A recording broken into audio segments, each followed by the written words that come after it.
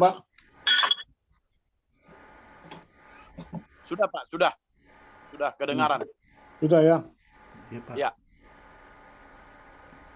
Nyanyi, satu lagu lagi apa? Dan langsung doa, Pak. Doa aja, Pak. Doa. Langsung doa. Suaranya kecil ya, Pak Makmur ya? Pak Makmur suaranya kecil ya? Suara saya kecil ya? Iya. Baik. Sekarang Pak Leman, Handoko, doa untuk firman, Pak. Oke. Dengar suara saya, Pak. Jelas, Pak? Jelas? Jelas, Pak. Jelas. Jelas. Jelas, Pak ya? Iya. Oke. Mari kita berdoa untuk firman Tuhan. Bapa di surga, terima kasih dan puji syukur Tuhan. Tuhan memberikan kesempatan yang indah untuk kami bisa mengadakan Zoom di tempat ini Tuhan untuk belajar kebenaran firman Tuhan. Pakailah hamba-Mu ya Tuhan, orang yang paling hina ini untuk bisa memberitakan kebenaran firman Tuhan yang betul-betul berasal dari Engkau, berdasarkan Alkitab, bukan dari pikiran, bukan dari pengalaman hamba. Roh Kudus, tolong berikan hamba hikmat, akal budi, dan bijaksana untuk bisa menyampaikan kebenaran firman Tuhan dengan baik-baik.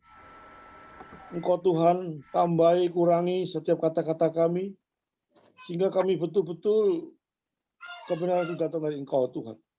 Kami berdoa untuk tiap-tiap anak-anak-Mu di Zoom yang mendengarkan kebenaran firman Tuhan. Roh Kudus juga tilik mereka satu persatu, pribadi lepas pribadi, supaya mereka bisa membuka hati dan pikirannya untuk betul-betul mendengarkan firman Tuhan, dan firman itu jatuh pada tempat yang begitu tanah yang begitu baik, dan bertumbuh dengan baik, dan mereka melakukan kebenaran firman Tuhan juga dengan baik. Tuhan, berfirmanlah pada hamba-Mu sekali lagi Tuhan, kiranya kuasa Tuhan yang menyertai hamba untuk terus berkarya untuk Engkau. Di dalam nama Tuhan Yesus, sama berdoa dan mengucapkan syukur. Yang percaya katakan amin. Amin, saudara. Amin, Pak. Bentar Pak ya.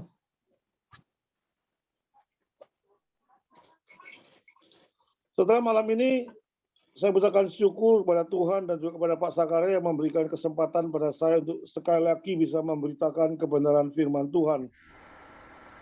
Saya ambilkan judul di dalam khotbah saya malam ini yang secara singkat, nanti banyak tanya jawabnya, saudara.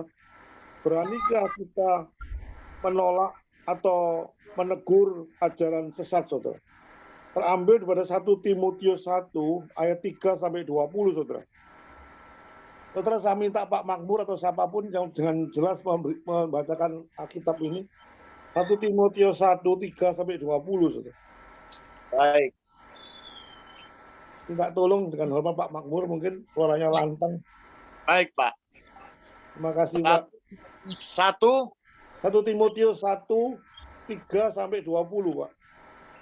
3 sampai 20 ya. Di sini, baik Bapak Ibu yang terkasih, firman Tuhan yang untuk kita bacakan di malam hari ini, perikopnya mengenai ajaran sesat. Benar ya, Pak? Iya, Pak. Betul, Pak. Baik.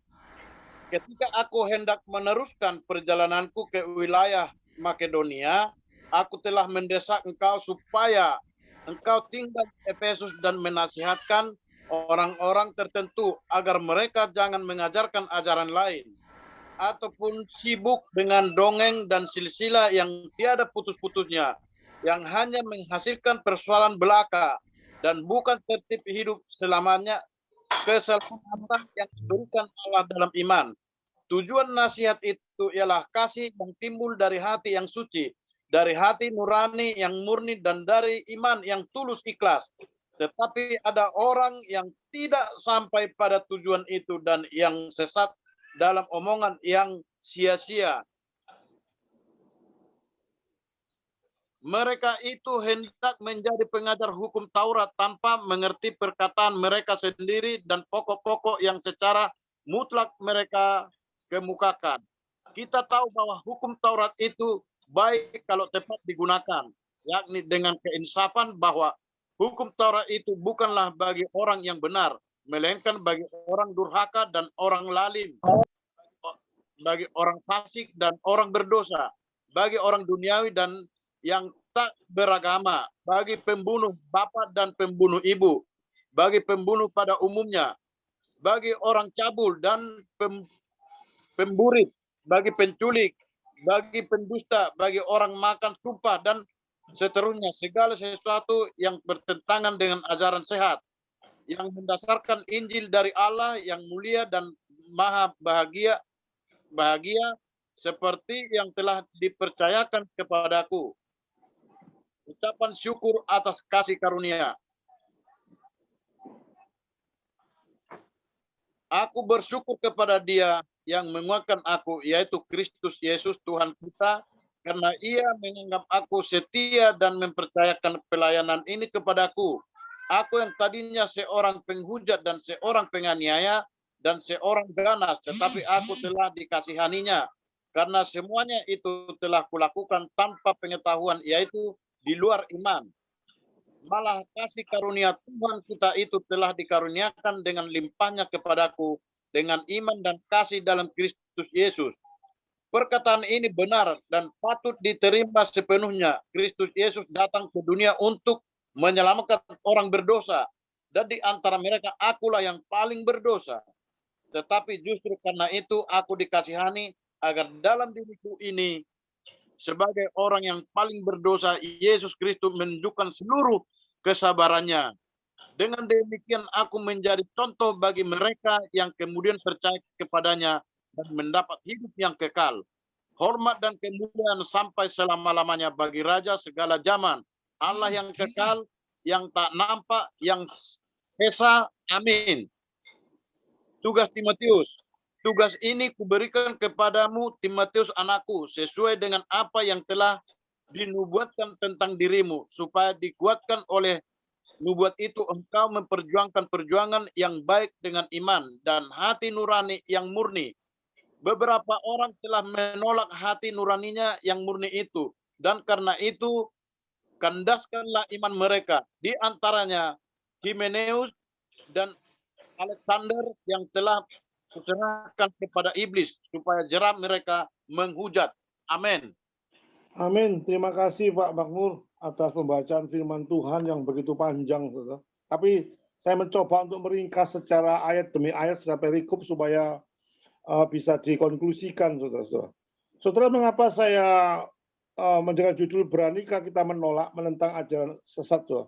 Karena di sini juga Paulus memberikan tugas pada Timotius untuk bisa menegur orang yang mempunyai ajaran sesat, saudara.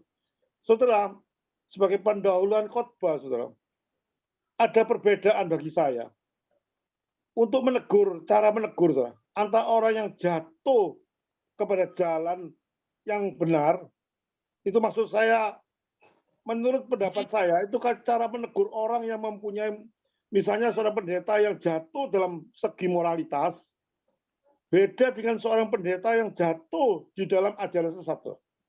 Saya membedakan itu, saudara.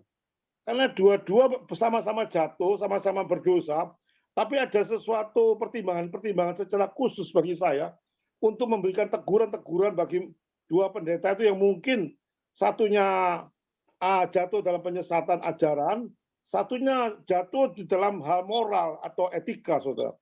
Saudara, di dalam Alkitab, saudara, yang saya baca tadi, kalau kita menegur seseorang pendeta, maksud orang lah, bukan pendeta lah, seseorang mempunyai ajaran sesat, saudara, kita enggak sungkan-sungkan, saudara. Saya sering kali di mimbar, kalau sudah mengenai ajaran sesat, saya sebutkan nama pendetanya. Saya sebutkan nama gerejanya secara jelas, saudara. Saya tidak akan sungkan-sungkan, tidak ada aturan apapun menurut Alkitab, kalau orang itu mempunyai ajaran yang begitu menyesatkan banyak orang. Karena tujuan saya bukan benci pada orang itu, saudara. Kita menegur dengan cara yang kasih, saudara. Justru kita kasih pada banyak orang, supaya orang itu jangan jatuh pada ajaran sesat. Karena ajaran sesat ini menyangkut neraka atau surga, saudara. Dan untuk selama-lamanya, kekekalan, saudara.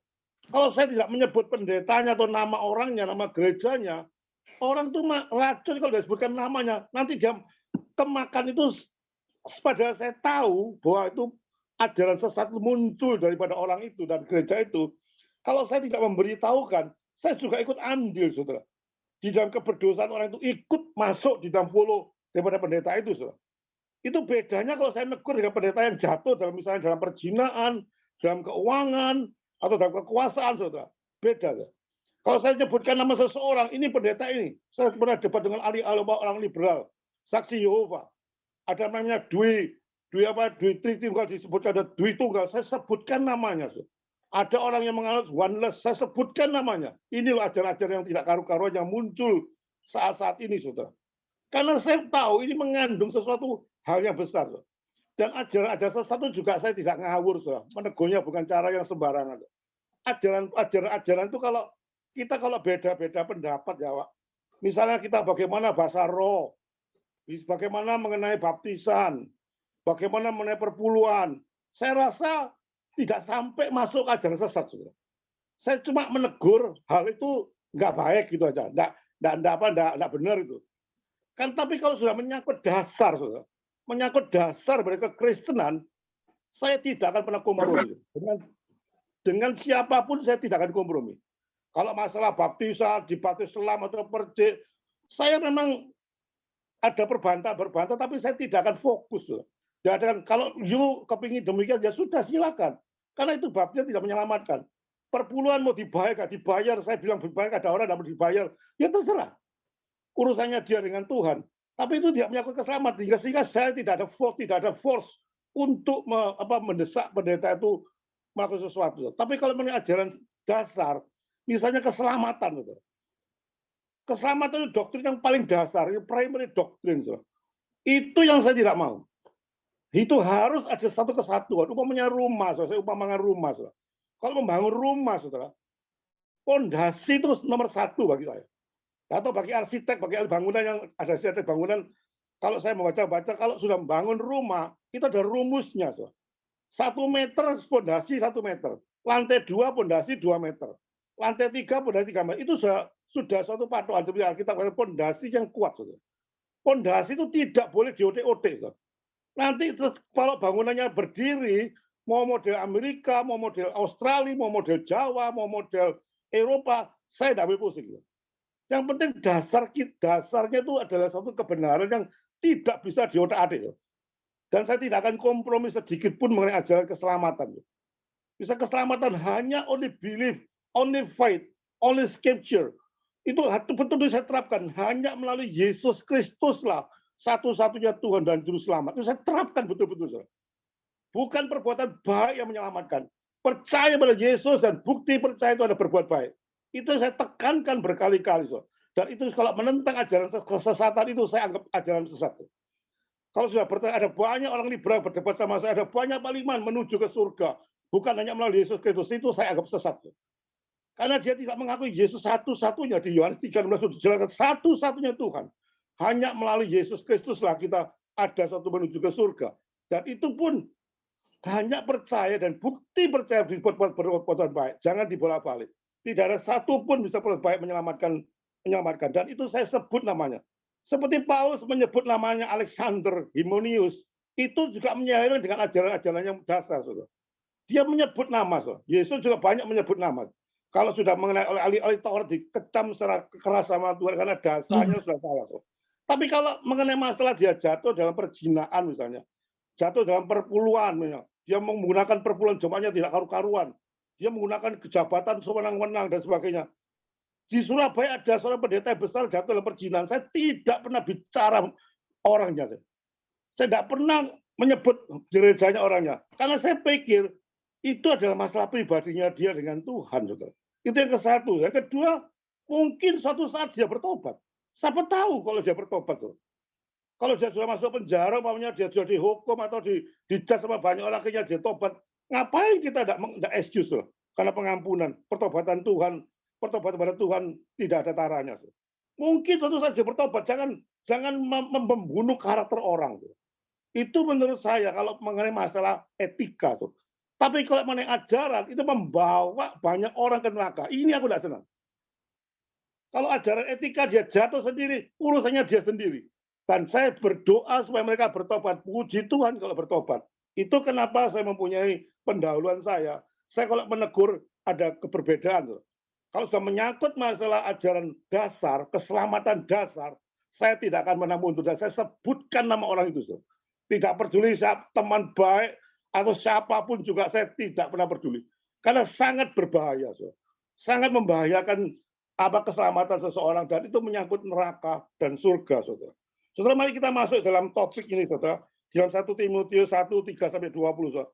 Saudara, kita bahas satu ayat demi ayat. Saudara, satu perikop. Kita bahas dalam 1 Timotius 1:3-6, saudara.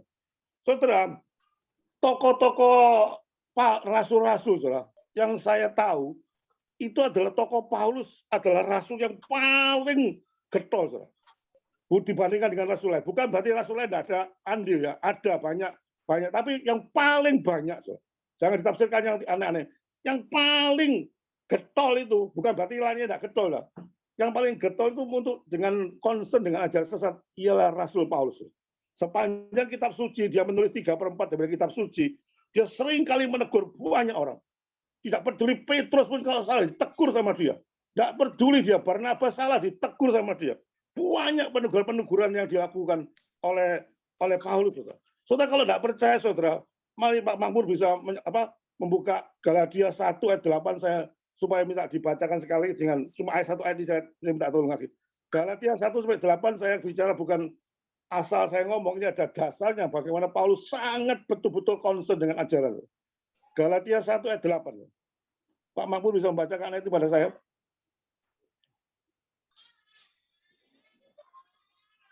Supaya cepat dulu. Mute dibuka, Pak. Mute-nya, mute. Speakernya. Galatia 1:8. Galatia 1:8. Baik. Galatia 1:8. Perikopnya hanya satu Injil. Tetapi sekalipun kami atau seorang malaikat dari surga yang memberitakan kepada kamu suatu Injil yang berbeda dengan Injil yang telah kami beritakan kepadamu, terkutuklah dia. Amin. Iya. Itu keras sekali kata-kata di Galatia 1:8. Termasuk aku. Sekali lagi supaya lebih jelas semuanya jemaat yang pada malam hari ini.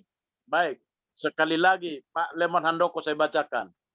Tetapi sekalipun kami atau seorang malaikat dari surga yang memberitakan kepada kamu suatu Injil yang berbeda dengan Injil yang telah kami beritakan kepadamu, terkutuklah dia.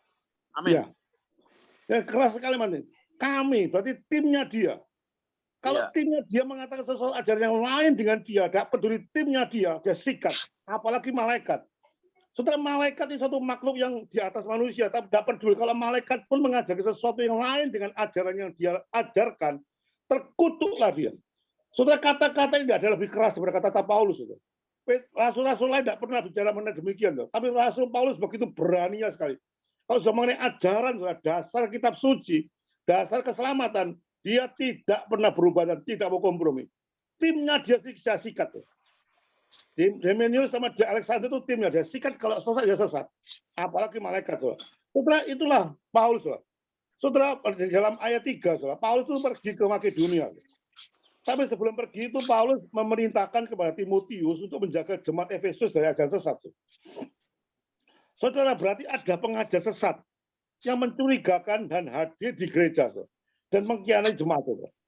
Saudara, ajaran sesat itu muncul dari gereja. Munculnya dari orang-orang gereja sendiri ajaran sesat. Ini kenyataannya Paulus menugaskan kepada Timotius, aku sekarang mau pergi ke Makedonia ya. Tolong awasono, ada seseorang yang mempunyai ajaran sesat ada di dalam jemaat. Ajaran sesat mereka itu apa sih? Disebutkan mereka seringkali bicara mengenai dongeng nenek moyang, dongeng Yahudi, atau budaya-budaya kafir, sehingga dibicarakan secara berlebihan.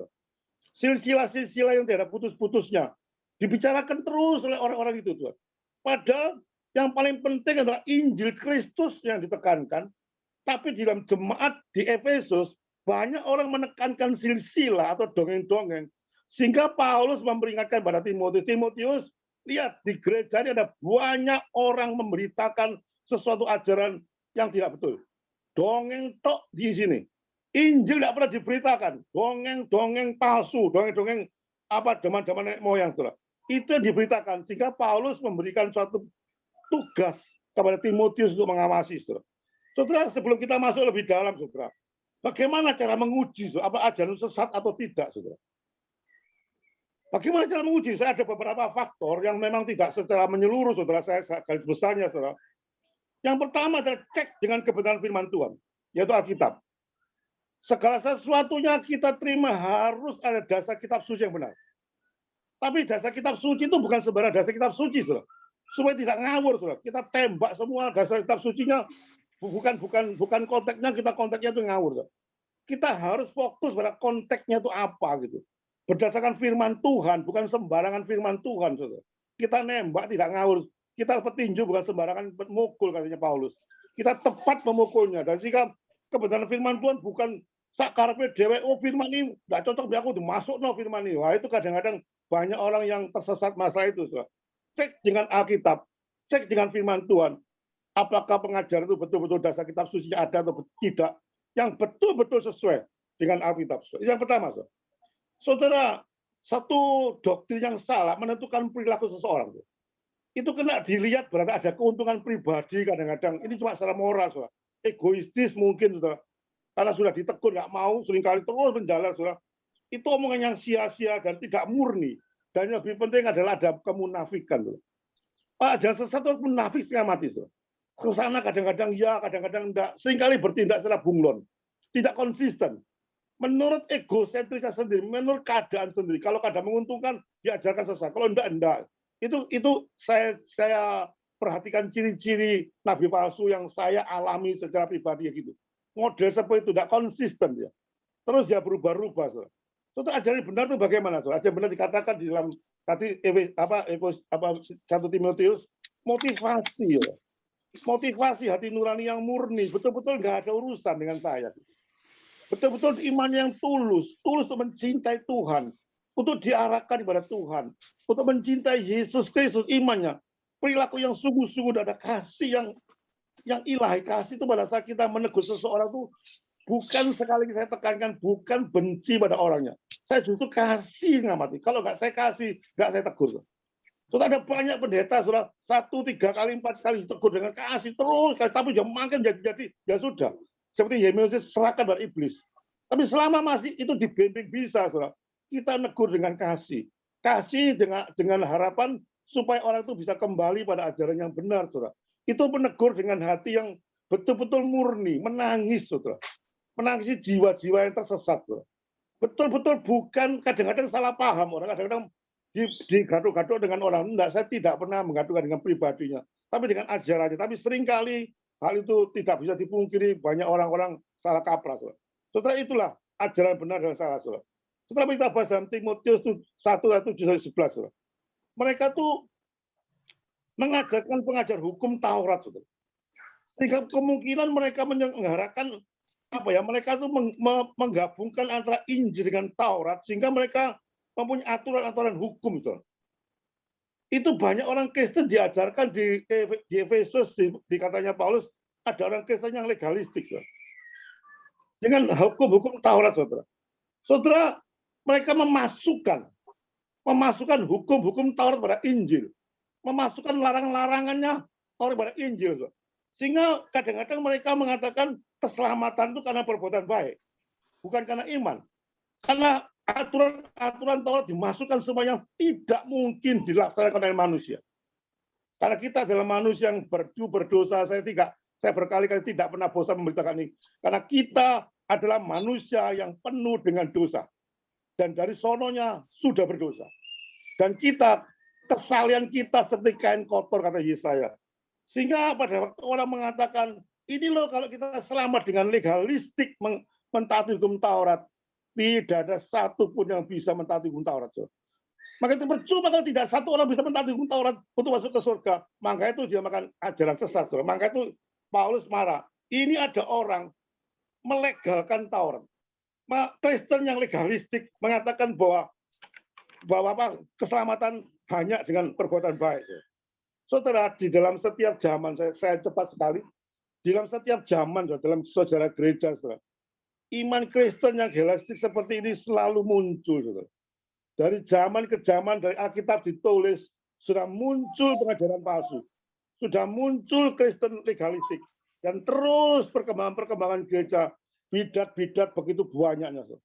Saya mempelajari ajaran bidat ada 700 bahkan 1000 bahkan lebih, saudara. Kalau dipelajari berjuta-juta bidat muncul sampai saat ini, saudara. Itu memang suatu keadaan, saudara. Nggak bisa enggak. Tapi Alkitab mengatakan memang penyesatan akhir zaman harus terjadi. Kalau nggak kejadian itu memang aneh, saudara. Karena Alkitab menubuatkan demikian. Akhir zaman nabi-nabi palsu muncul. Tapi kebalikannya, tapi terkutuklah orang yang mengadakan penyesatan. Setelah ayat ini rasanya dibiarkan, tapi terkutuk orang yang mengadakan penyesatan. Saudara. Memang ajaran nabi-nabi palsu akhir zaman ini banyak pengajar-pengajar palsu muncul.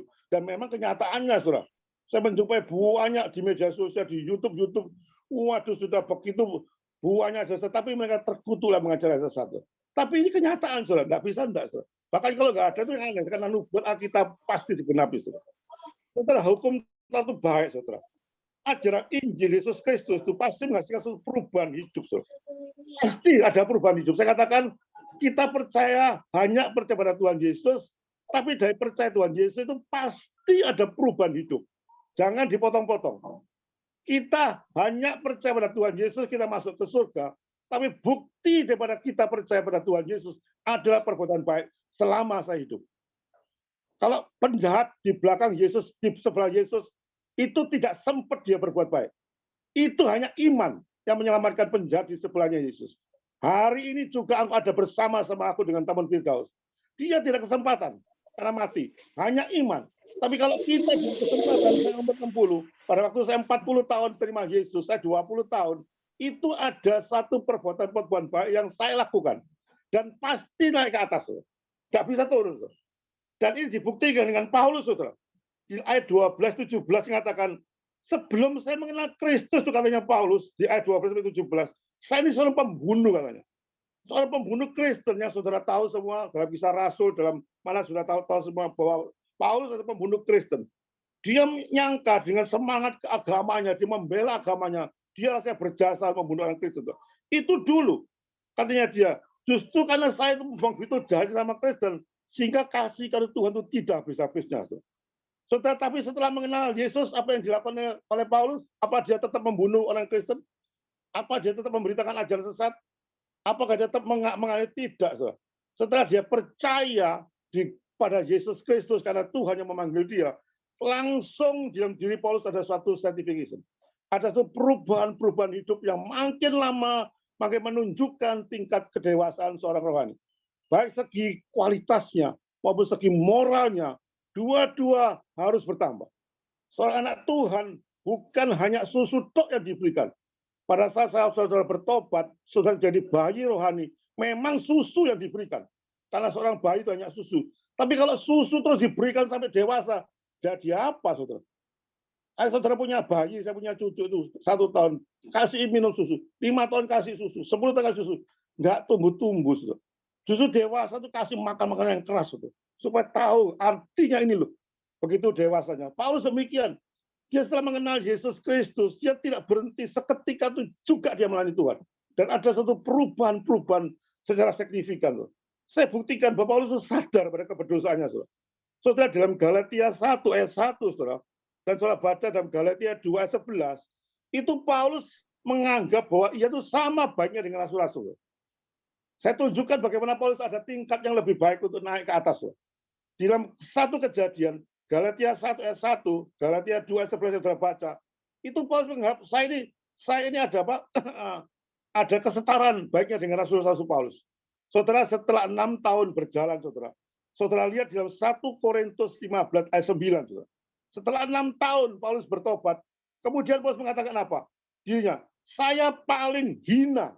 Lihat ya, saya orang yang paling hina dari semua rasul, bahkan tidak layak disebut rasul. Saudara makin banyak belajar firman Tuhan, makin mencintai Tuhan, makin sadar bahwa dirinya itu orang bejat. Saudara. Orang yang banyak belajar firman Tuhan, yang mengatakan diriku paling hebat, itu orang sombong dan pasti ada kejatuhan. Saya yakin mutlak orang yang banyak belajar firman seperti Paulus, setelah dia bertobat, 6 tahun dia belajar firman Tuhan. Dulu dia ngomong, saya sejajar dengan Paulus dengan rasul-rasul yang lain. Tapi setelah 6 tahun, dalam 1 Korintus 15:9 katakan, aku nih orang yang paling hina di antara semua rasul. Bahkan dikatakan saya tidak layak dianggap sebagai rasul. Setelah ini anak Tuhan sejati. Ada suatu buah, ada suatu dorongan untuk berbuat baik lebih dan lebih. Itu karena di anugerah keselamatan harus dikerjakan dengan satu sikap yang berbuah. Tidak mungkin tidak berbuah anak Tuhan sejati.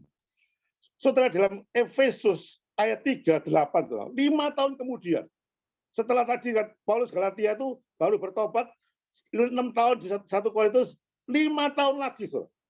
Di dalam Efesus 3:8 dikatakan, Paulus bicara apa? Saya adalah orang yang paling hina di antara segala orang kudus. Dia tadi menyamakan, pertama-tama dia menyamakan saya baik dengan rasul. Kedua, saya menyatakan saya paling hina di antara semua rasul. Di dalam Efesus 3:8, Paulus lebih rendah hati lagi mengatakan, saya adalah orang yang paling hina di antara segala orang yang kudus. Bukan rasul, adalah orang kudus. Lebih rendah lagi. So, di dalam Timotius 1, bacaan yang saudara baca tadi, 15-16, 4 tahun kemudian, berarti ada waktu 11 tahun. Saudara. Paulus mengatakan apa?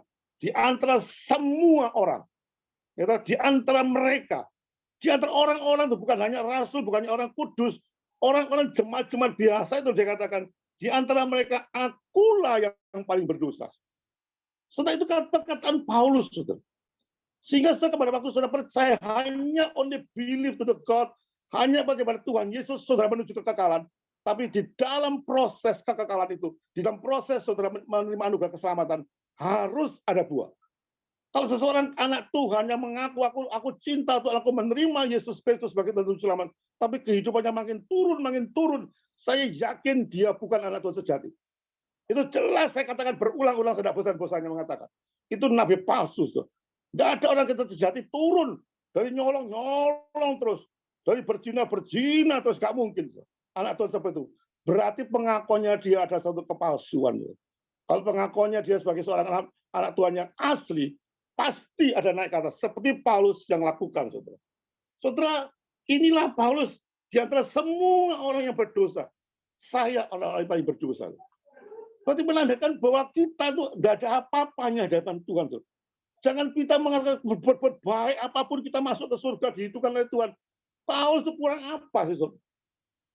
Saudara lihat sejarahnya Paulus, saudara. Saya kalau suruh ngefans, pertama ngefans pada Tuhan Yesus, kedua ngefans sama Paulus. Begitu beraninya dia, saudara. Tapi dia mengatakan saya orang yang paling berdosa, saudara. Di antara semua mereka. Tidak ada apa-apanya kita. Semakin banyak belajar firman Tuhan yang saya tegaskan berkali-kali, makin tahu diriku ini orang yang paling bobrok di antara semua. Diterangi oleh terang yang begitu terangnya luar biasa, makin tahu bahwa diri aku ini banyak kesalahan, banyak kelemahan. Sehingga pada saat orang itu sombong, aku sudah gini, aku sudah nyumbang, aku nyumbang itu. Sudahlah, kesombongan apapun, kesalahan saudara dikatakan Yesaya seperti kotor itu, kain kotor, saudara. Tidak ada harganya sama sekali. Maka itu kita percaya hanya pada Yesus Kristus kita percaya, dan bukti keselamatan harus ada perbuatan baik. Saudara, di dalam ayat 18-20, saudara, surat 1 Timotius sudah dimulai dan diakhiri dengan penugasan Paulus kepada Timotius. Saudara, Paulus mendesak Timotius untuk berani menegur. Saudara. Tegur Paulus sekaligus menolak ajaran sesat membahayakan kerohanian seseorang. Saudara, pada waktu itu Paulus itu orang anak muda, saudara. Dikatakan baru belajar firman Tuhan. Dia menghadapi orang senior, hamba-hamba Tuhan yang hebat-hebat. Tapi Paulus nggak peduli, saudara. Walaupun dia orang junior, Timotius junior, tapi dia tahu punya hati nurani yang baik, mempunyai pengajaran yang baik. Walaupun senior, puluhan tahun di gereja, tapi tetap nggak ngerti apa-apa. Tetap Paulus menugaskan Timotius, tegur mereka, jangan sungkan. Pada Paulus dalam segi umur, segi pengalaman, tidak ada apa-apanya dengan mereka mengajarkan sesat. Tapi Paulus menugaskan Timotius, tidak peduli Timotius, tegur mereka. Tidak peduli mereka pendeta besar, mempunyai gelar yang hebat, ketua sinode, saya tegur dengan keras. Siapapun yang ajaran sesat yang tidak, kalau yang betul-betul dasar, saya berani menegur di hadapan orang. Kalau dasar, saudara. Kalau nggak dasar, saya tidak akan berani. Ya biarlah urusan orang itu. Kalau sudah masalah keselamatan dasar, saya tidak akan kompromi dengan siapapun.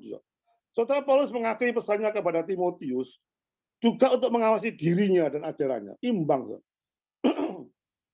Dia menugaskan pada Timotius itu keseimbangan. Timotius, tolong awasi ajaran mereka.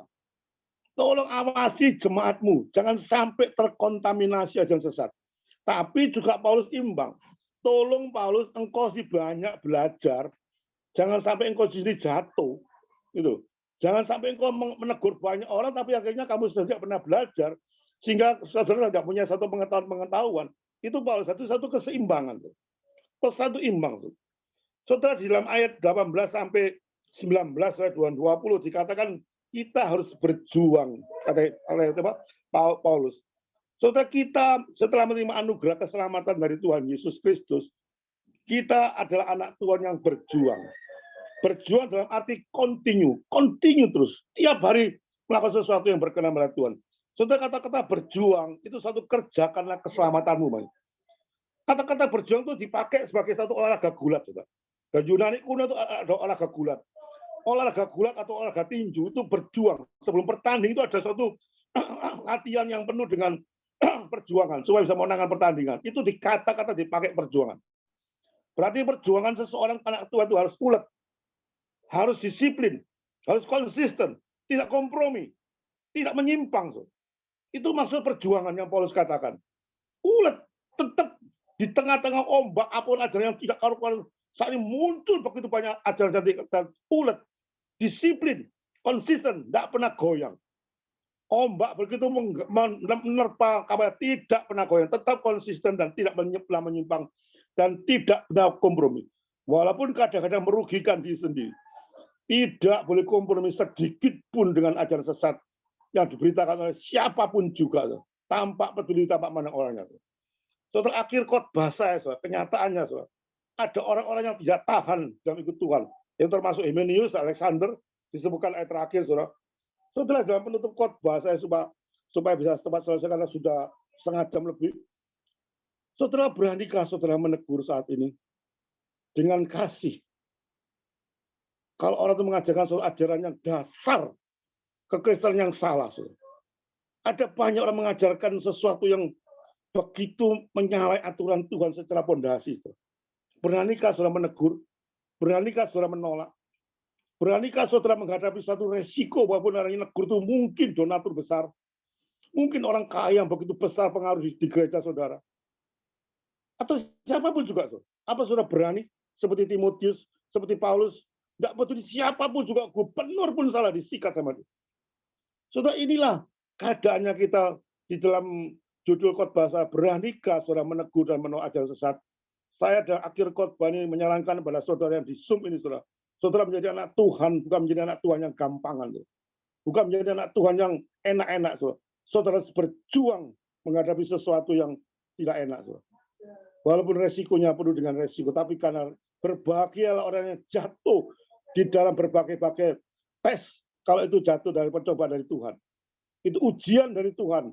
Memang kadang-kadang mendatangkan ketidakenakan, tapi itu ujian membuat satu tingkat naik kelas, saudara. Saudara bukan menjadi orang Kristen yang baru bertobat yang hanya susu terus makanannya. Saudara sekali-sekali makanan yang keras-keras, saudara, supaya saya menyatakan bahwa anak Tuhan. Saudara, akhirnya saudara, seperti tugas pada Paulus kepada Timotius, tugas itu juga dilakukan pada saudara. Saudara menjadi orang Kristen yang bukan sembarangan, berani menegur, berani menolak ajaran sesat di gereja saudara, atau dimanapun saudara berada. Biarlah firman menjadi suatu kekuatan bagi saudara dan saya dalam kehidupan sehari saudara. Amin. Amin. Haleluya. Jadi mau bertanya ya, Juni Haryadi. Nenek, Pak. Nenek. Halo, mohon Juli. Nenek ya, nenek. Halo, Baik. Nenek. Halo, Nenek. Selamat malam. Nenek, ini aku datang, Nenek. Shalom.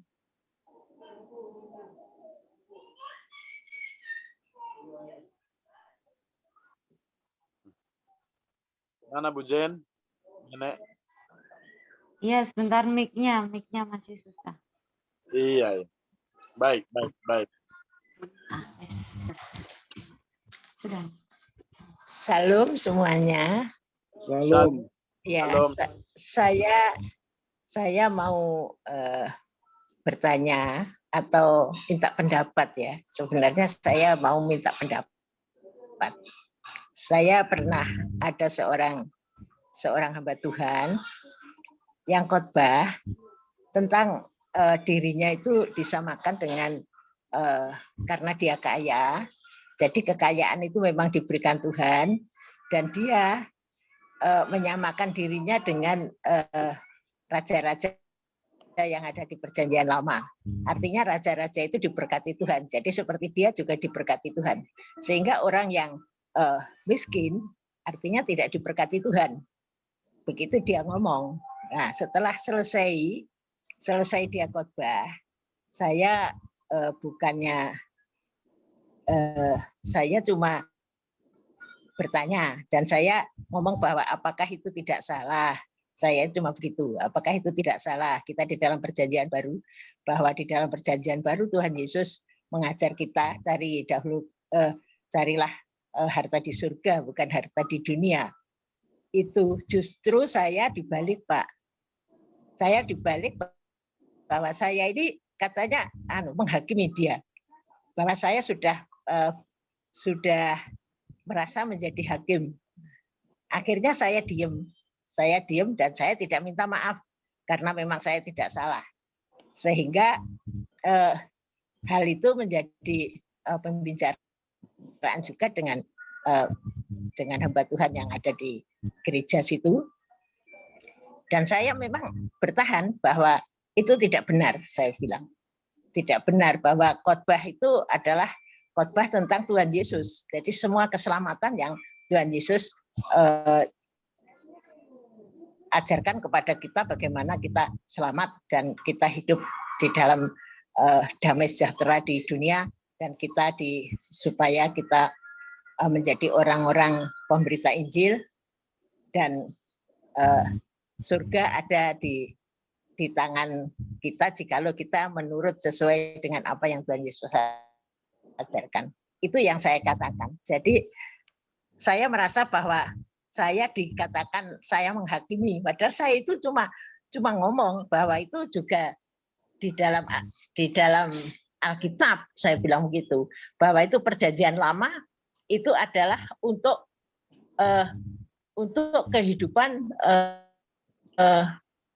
kehidupan Israel yang dituntun oleh Tuhan agar supaya di dalam kelahiran Tuhan Yesus itu mereka hidup di dalam aturan Tuhan.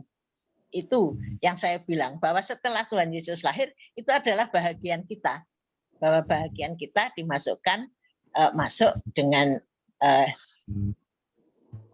melalui pintu yaitu Tuhan Yesus. Itu yang saya apakah itu benar mereka katakan saya itu menghakimi, Pak? Sudah, saya jawab langsung Pak Makmur atau tunggu? Langsung. Silakan, Leman. Terima kasih Nenek. Wah, cukup berani Nenek ya. Saya bukan hanya memuji, saya 2 jempol. Saya katakan pada Nenek, bukan hanya memuji, 2 jempol. Justru itu akhir khotbah saya mengatakan jangan pernah takut menegur pada orang-orang model demikian, Saudara. Walaupun itu tidak ada dasar. Saudara, bagaimana dia mengatakan raja-raja itu sama dia kaya itu harus kaya, Saudara. Saudara, puji Tuhan kalau kita kaya. Puji Tuhan, saya tidak anti orang kaya, tapi jangan mengatakan bahwa kalau orang Kristen harus kaya, Saudara. Itu teologi kemakmuran, teologi yang menyesatkan banyak orang, Saudara. Teologi kemakmuran kaya, kita anak raja, kita semuanya beres, penyakit beres, nggak perlu dokter, nggak perlu apa. Saudara, itu sesuatu yang menyesatkan seseorang. Kita diberikan Tuhan untuk otak, Saudara. Pikiran, rasio, Saudara. Kita kaya, puji Tuhan kalau kita kaya. Kaya itu menjadi berkat banyak orang, bisa menyumbang gereja, menyumbang macam-macam. Puji Tuhan. Tapi kalau kita nggak punya cukup-cukupan, ya juga puji Tuhan. Betul, saya anjurkan, saya kasih tahu pada Nenek. Seorang anak Tuhan sejati ya, Nek ya. Anak Tuhan sejati tidak mungkin kelaparan. Karena janji Tuhan, kebutuhan yang dipenuhi, bukan keinginan. Kebutuhan itu makan, minum, rumah, itu pasti anak Tuhan yang sejati, saya bilang. Tidak mungkin kelaparan dan tidak akan menjadi orang yang tidak karu-karuan. Itu anak Tuhan sejati. Makanan, minuman, rumah pasti dipenuhi. Walaupun rumahnya gubuk, tidak peduli. Pokoknya dari rumah, walaupun makan pindang atau makan apa, makan sayur-sayuran, tetap makanan, tetap dipelihara Tuhan. Jadi kalau teologi Mamon anak Tuhan mesti kaya, itu teologi yang ngawur sekali. Dan itu memang model pendeta macam gitu kalau ditegur, oh kamu menghakimi. Dia nggak tahu apa arti penghakiman dan menegur. Saudara, beda sekali antara menghakimi dan menegur. Nanti kalau diberi kesempatan saya akan angkat ini, saudara. Apa bedanya antara menghakimi dan menegur, saudara? Apa beda dengan ujian dengan pencobaan, saudara? Kalau mungkin di kesempatan lagi, saudara, supaya bisa tahu, saudara. Nggak dibikin tedeng aling sama pendeta itu. Oh, kamu menghakimi, kalau sudah salah menghakimi. Kalau memang dia punya dasar kitab suci, coba berdebat sama nenek itu. Saya punya dasar kitab suci. Petrus, emas dan perak, tidak ada pada aku. Yesus lahir jadiku, di mana di Palungan. Tidak ada orang lebih melarat daripada Yesus lahir di Palungan. Itu menandakan kesederhanaan. Yesus lahir pada waktu Natal diberitakan di Gembala. Gembala itu adalah suatu pekerjaan yang paling hina. Apakah Yesus malu orang hina itu? Tidak langsung diberitakan di Raja Herodes, di konglomerat. Tidak. Diberitakan di orang yang paling miskin dan paling hina itu Gembala. So, jangan pernah malu kalau miskin sama Tuhan. Jangan pernah sombong kalau kaya. So. Kekayaan itu bukan dari saudara, itu adalah milik Tuhan. Saudara, kalau pada waktu saudara menghadapi suatu keadaan yang begitu berat, saudara jangan pernah mengeluh, tetap taat pada Tuhan. Tuhan pasti memberikan satu jalan keluar yang terbaik. Saudara, kebahagiaan yang paling indah, yang nenek bilang sama saya, kebahagiaan itu pada waktu Yesus menebus dosa saudara. Itu kebahagiaan yang paling indah bagi saya. Karena saya tidak pernah bisa melakukan penebusan dosa. Hanya Yesuslah yang bisa menebus dosa kita. Itu bagi saya merupakan suatu kenikmatan yang tiada taranya. Mereka itu karena kalau soal untuk pekerjaan Tuhan, jangan pernah kompromi. Jangan pernah hitung-hitungan sama Tuhan. Jangan itu agak beban. Pelayanan bukan satu kenikmatan. Saudara dipilih oleh Tuhan melayani Tuhan. Saudara jangan pernah, oh saya sibuk, saya ini. Utamakan Tuhan nomor one.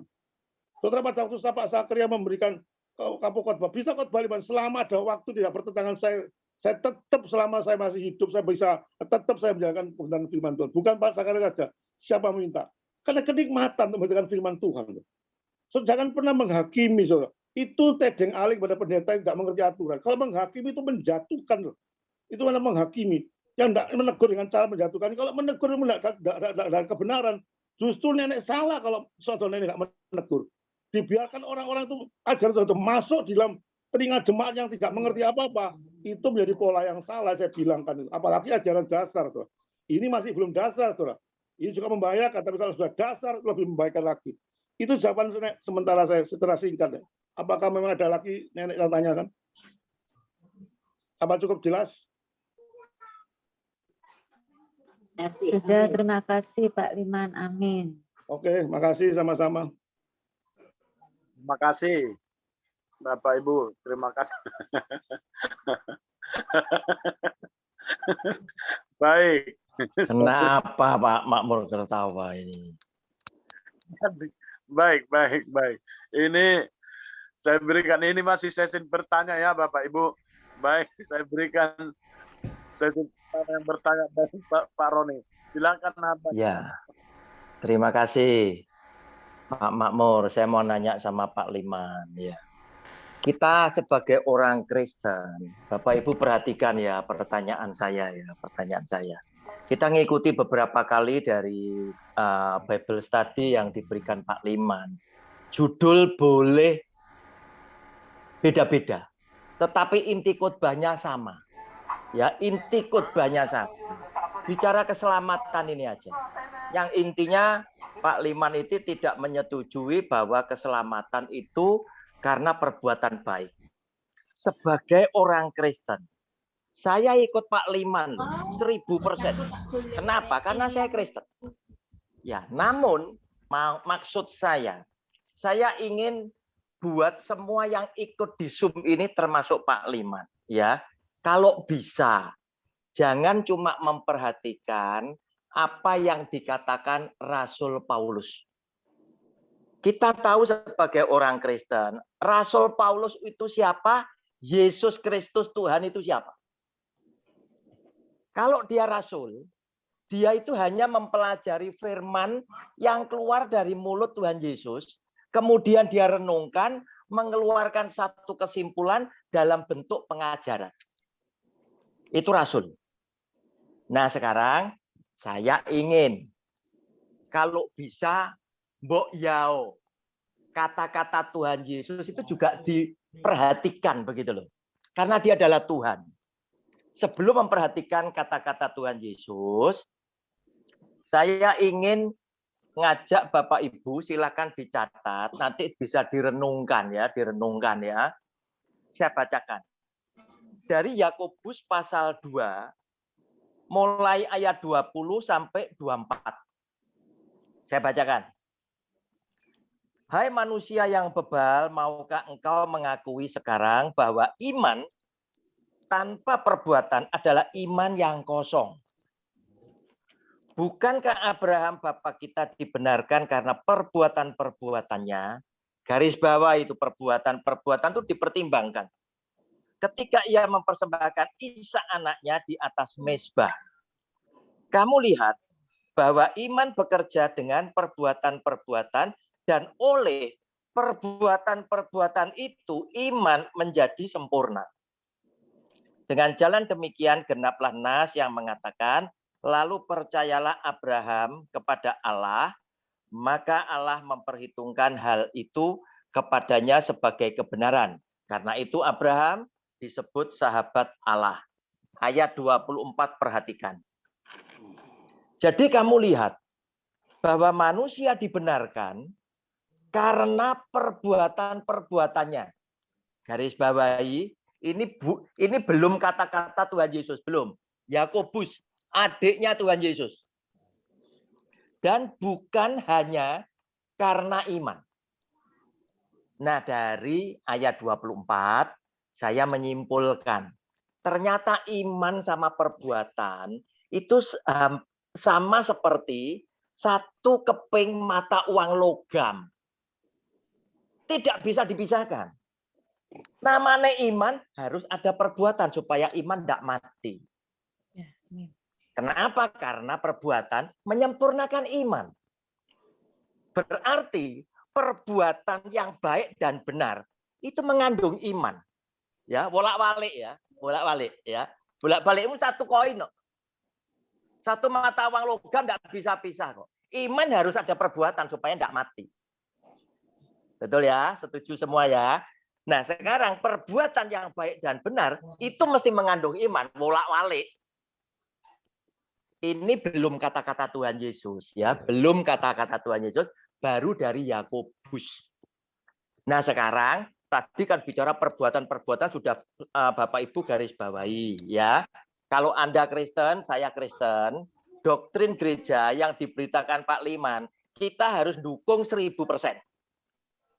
Keselamatan hanya ada dalam nama Yesus, cuma satu. Kita diselamatkan karena iman, cuma satu. Ya, kenapa? Karena kita tahu kita butuh juru selamat. Bisa saja detik ini saya berbuat baik, nyumbang alat kesehatan, wah baik saya. Tapi 1-2 hari kemudian saya berdosa. Itu mungkin terjadi. Karena itu buat orang Kristen tetap membutuhkan juru selamat karena kasih karunia. Saya teguhkan dulu ya apa yang diajarkan Pak Liman ya. 1 Yohanes pasal 1 ayat 8 sampai 10. Supaya Pak Liman juga tahu bahwa pandangan saya dengan dia sebagai Kristen itu sama.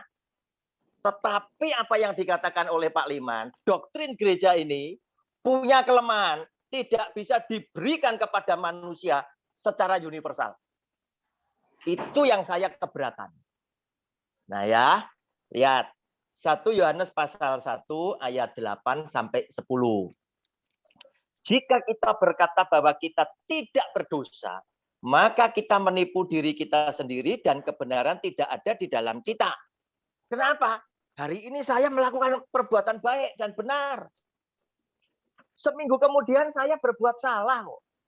Bisa berbuat dosa. Sehingga saya apa? Harus ngakui saya adalah orang berdosa. Jika kita mengaku dosa kita, maka ia adalah setia dan adil. Yesus adalah setia dan adil, sehingga ia akan mengampuni segala dosa kita dan menyucikan kita dari segala kejahatan. Jika kita berkata bahwa kita tidak ada berbuat dosa, maka kita membuat Yesus menjadi pendusta. dan firman-Nya tidak ada di dalam kita. Sebab kalau kita ngaku kita tidak berdosa, kita tidak butuh juru selamat. Kenyataannya kita tidak bisa mulus tanpa dosa. Nah, ini yang meneguhkan apa yang disampaikan Pak Liman. Tetapi lihat, Pak Liman dan teman-teman, saya yakin gaya khotbahnya kurang lebih sama, terlalu mengagungkan apa yang dikatakan Rasul Paulus dan terlalu merendahkan, meremehkan apa yang dikatakan Yesus Kristus Tuhan, tidak pernah dibahas. Maksud saya yang imbang gitu loh. Yesus siapa? Kan Tuhan. Paulus siapa? Ini kan manusia, debu tanah. Ya. Coba yang imbang. Saya ingin Pak Liman menerangkan ayat dari yang pertama yang terkait dengan perbuatan, Matius 7 ayat 21. Kemudian masih banyak, ini ada 4 ayat yang bicara tentang perbuatan karena konsisten ya. Silakan dicatat. Matius 7 Matius Pak, bukan saya enggak banyak, Pak.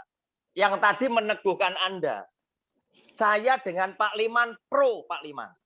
Cuma saya protes dengan Pak Liman. Pak Liman terlalu mengagungkan apa yang dikatakan Rasul Paulus, tetapi meremehkan apa yang dikatakan Kristus. Itu yang saya protes. Yang pertama, Matius 7 ayat 21. Baru 1 Pak Liman, bukan belum banyak, baru 1 ini. Pertanyaannya banyak.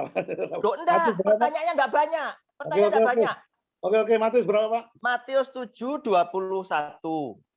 Yang bunyinya begini, bukan setiap orang berseru kepadaku Tuhan, Tuhan akan masuk ke dalam kerajaan surga, melainkan dia yang melakukan, berarti melakukan kan yang berbuat kan, melakukan kehendak Bapakku yang di surga, itu yang pertama. Kemudian yang berikutnya Matius 16 27. Ini kata-kata Tuhan Yesus yang tidak diperhitungkan oleh orang yang menyampaikan ajaran Rasul Paulus. Padahal Rasul Paulus pernah keliru di dalam Alkitab. Saudara, lihat Matius 16 ayat 27. Sebab anak manusia akan datang dalam kemuliaan Bapanya, diiringi malaikat-malaikatnya, pada waktu itu ia, huruf besar, akan membalas setiap orang menurut perbuatannya. Garis bawahi. Kemudian Wahyu. Enggak dijawab sekarang, enggak apa-apa ya, buat PR, boleh. Wahyu pasal 20, ayat 12 dan 13, judul bacaannya, hukuman yang terakhir. Juga untuk Mbak Hana Suharti yang lagi sekolah untuk S2 atau S1 ini ya. Judulnya hukuman yang terakhir, ayat 12-13. Ini jelas wahyu dari Tuhan Yesus, kata-kata Tuhan Yesus yang disampaikan kepada Yohanes Rasul. Dan aku melihat orang-orang mati besar dan kecil berdiri di depan tahta itu. Lalu dibuka semua kitab dan dibuka juga sebuah kitab lain yaitu kitab kehidupan. Dan orang-orang mati dihakimi menurut perbuatan mereka berdasarkan apa yang ada tertulis di dalam kitab-kitab itu. Maka laut menyerahkan orang-orang mati yang ada di dalamnya, dan maut dan kerajaan maut menyerahkan orang-orang mati yang ada di dalamnya, dan mereka dihakimi masing-masing menurut perbuatannya. Kata perbuatan di ayat 12 dan 13 tolong dicoreti. Kemudian Wahyu 22 ayat 12 dan 13. Sesungguhnya aku datang segera dan aku membawa upahku untuk membalas kepada setiap orang menurut perbuatannya. Aku adalah Alfa dan Omega, yang pertama dan yang terkemudian, yang awal dan yang akhir. Pertanyaan saya dari ayat semua itu tadi, saya hanya kepingin kenapa Pak Liman tidak memperhatikan kata-kata Tuhan Yesus? Begitu loh. Pertanyaan cuma satu Pak Liman, tapi referensi ayatnya itu mengerucut kepada Yesus Tuhan itu menghakimi dan memberikan upah itu menurut perbuatan manusia. Nah, sedangkan Rasul Paulus silakan, dia boleh ya, dia bilang karena iman. Saya mendukung Anda 1000% jika yang mendengar orang Kristen. Tetapi orang Kristen harus tidak boleh menutup mata bahwa kita hidup dikelilingi oleh bangsa yang banyak dengan keyakinan yang banyak yang dia berkata tentang kisah ada orang yang naik di atas kayu salib, dia tidak pernah mendengar. Padahal ajaran Pak Liman selalu berkata, kita bisa melakukan perbuatan baik karena kita ditebus. Mendapat anugerah, jangan dibolak-balik, kan selalu gitu kan. Nah, orang ini dia tidak pernah mendengar, tetapi dia ngomong, sejak nenek moyangku sampai aku, kami berbuat baik, nolong banyak orang. Tentang cerita Yesus, aku tidak tahu. Nah, sehingga ajaran ini yang saya protes. Kalau diberikan untuk dunia, jika Yesus adalah Tuhan untuk semua umat manusia pencipta, ini tidak masuk. Demikian Pak Liman, silakan. Sudah Pak Makmur, terima kasih. Ya, terima kasih Pak. Terima kasih Pak Roni pertanyaannya. Ya, makasih. Kita bahas satu persatu ya. Apa ya, supaya moga-moga kalau saya tidak bisa jawab ya memang saya tidak bisa jawab. Kalau saya jawab, tidak apa-apa, buat PR lagi. Ya, kita PR lagi. Setelah kita lihat bahwa seringkali Pak Roni bilang, saya 100% dukung Pak Liman karena keselamatan hanya melalui Yesus Kristus, bukan karena perbuatan itu hanya berlaku untuk kita orang Kristen. Orang Kristen. Kita kita bicara pelan-pelan ya. Kita orang Kristen. Bagaimana dengan orang-orang lain? Bangsa-bangsa yang lain itu orang-orang yang lain yang bukan Kristen, yang banyak berbuat baik. Apakah perbuatan baik itu mereka tidak diperhitungkan oleh Tuhan Yesus untuk apa? Untuk menuju ke surga? Pokok mosok, ini kata saya tegaskan, mosok orang Kristen itu eksklusif banyak masuk ke surganya orang Kristen, orang lain itu berbuat baik. Saudara, saya satu persatu jawab ini dulu. Saudara, saya sudah khotbah yang lalu sudah saya jelaskan. Mungkin Pak Roni kurang mendengar, kurang memahami khotbah saya atau enggak, atau mungkin enggak mau tahu, saya enggak tahu karena enggak, saya memahami, justru saya tadi katakan Anda berkhotbah beberapa kali khotbah bodoh. Ini Pak Roni bicara, saya kalau saya bicara tolong dipotong, nanti lupaan ya. Kalau saya bicara dipotong lupa. Nanti kan selesai baru dipotong, enggak apa-apa. Saya sering kali berapa kali khotbah waktu itu imam apa keselamatan ya. Besar. Saya sering kali berkata loh. Saya sudah jelaskan berkali-kali dengan khotbah saya, mungkin Pak Pakul mendengar. Bagaimana dengan orang-orang lain itu yang tidak terima Yesus tapi berbuat baik. Masuk Yesus mentolo sih ngasih neraka untuk mereka berbuat baik, padahal mereka itu sangat berbuat baik. Sudah saya jelaskan malah. Kita percaya itu hanya iman. Balik saya ngomong gitu, hanya iman. Yang model iman percaya, only faith. Only believe, kita percaya pada iman. Dan lagi diputer-puter sekali lagi saya bilang, iman itu anak Kristen yang sungguh-sungguh percaya pada Tuhan Yesus, itu pasti dan harus disertai, dibuktikan dengan perbuatan baik. Jadi antara iman dengan perbuatan baik tidak bisa diudak-udak. Kita punya iman pada Yesus, sekali lagi ucapkan, coba catat pelan-pelan. Kalau saya statement saya ini, banyak orang lain nyatet tuh. Orang percaya pada Tuhan Yesus pertama percaya hanya iman. Tetapi kalau kita diberi kesempatan oleh Tuhan Yesus hidup, seperti saya ini, saya kasih contoh. Saya umur 35 baru percaya pada Tuhan Yesus. Sebelumnya saya agama Buddha, tidak percaya. Begitu saya percaya pada Tuhan Yesus, pada waktu saya memikirkan pekerjaan Tuhan.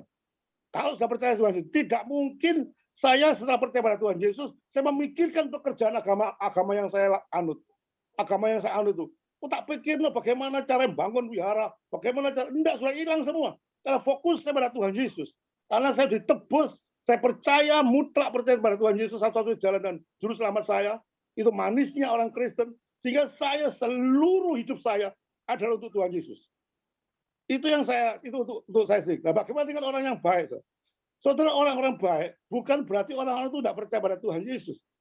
Kalau memang orang baik itu percaya sama Tuhan Yesus, pasti Tuhan Yesus ambil orang itu dari kelompok itu.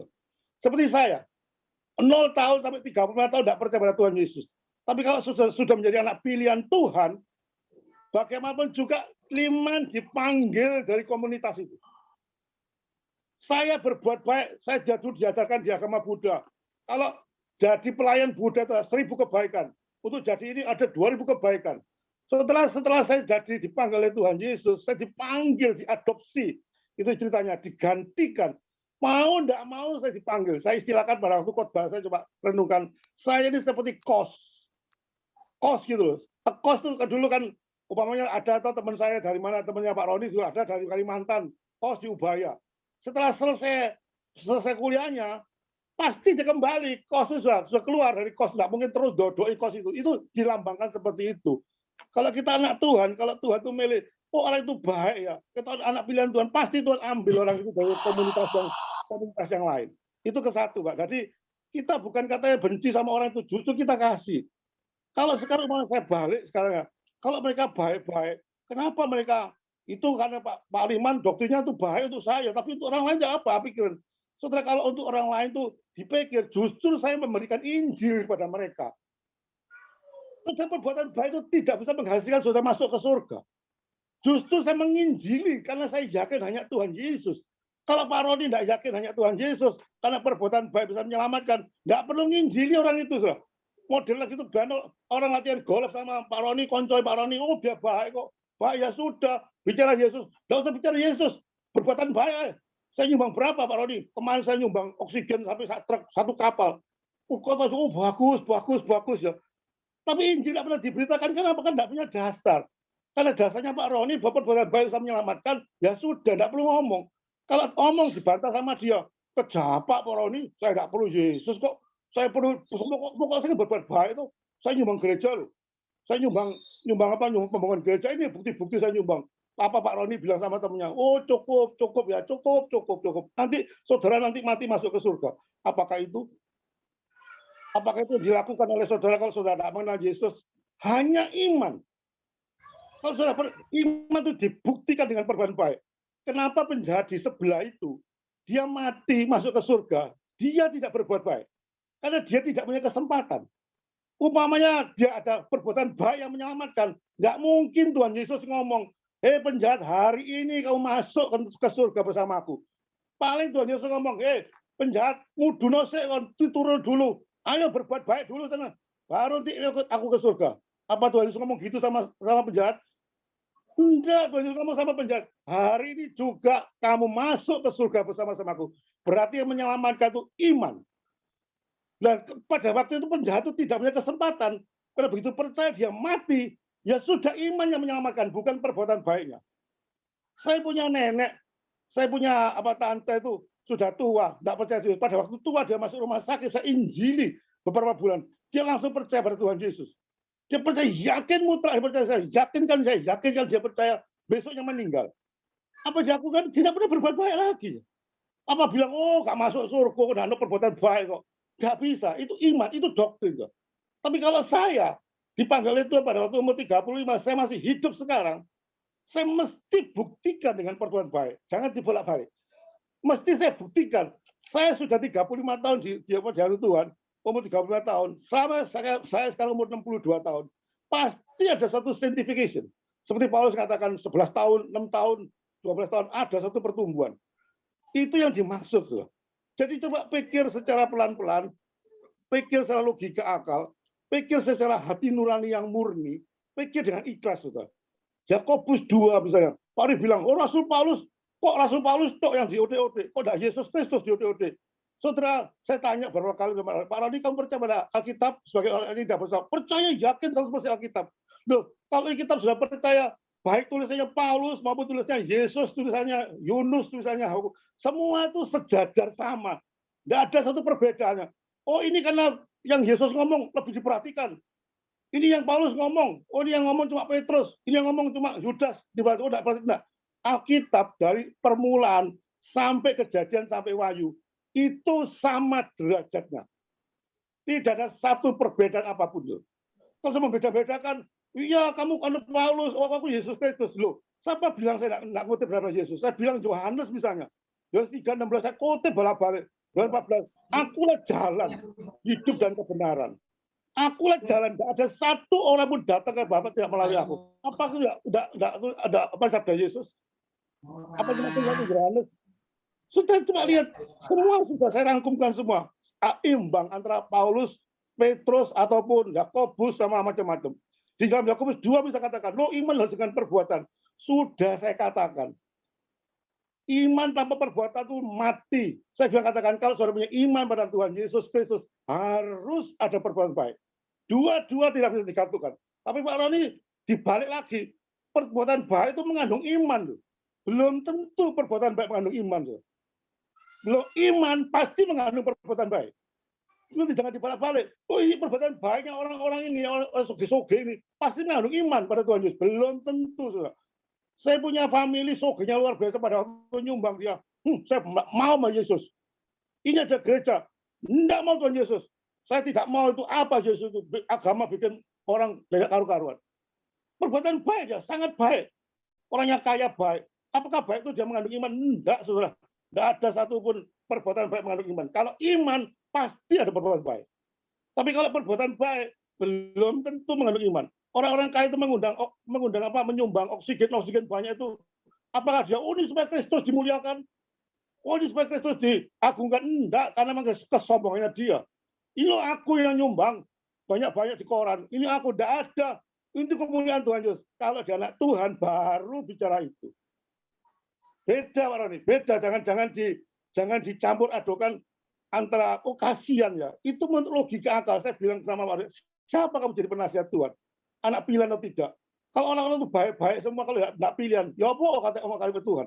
Kalau orang baik-baik itu pilihan Tuhan, pasti diambil sama Tuhan. Pasti diangkat.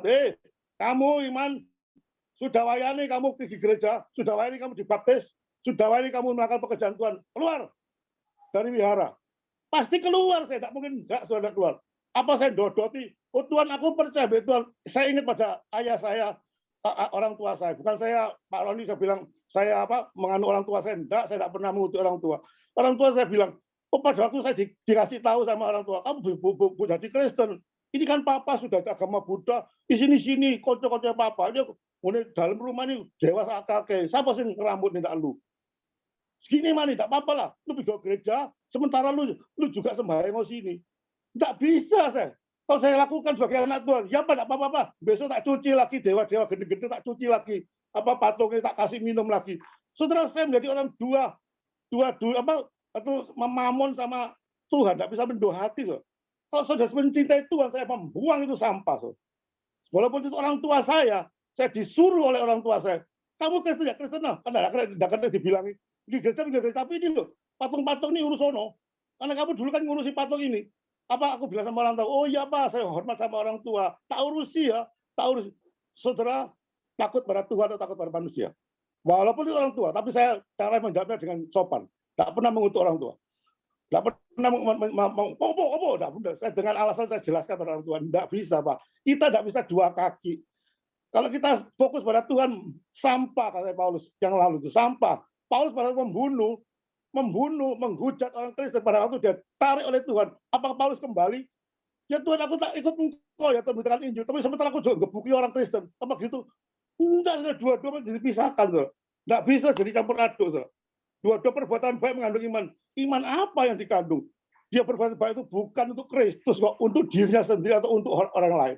Enggak ada orang-orang soge-soge itu tak berita tak kasih itu. Ini supaya Kristus, nama Kristus dimuliakan. Tidak ada ceritanya. Kalau dia jadi anak Tuhan, baru bicara demikian.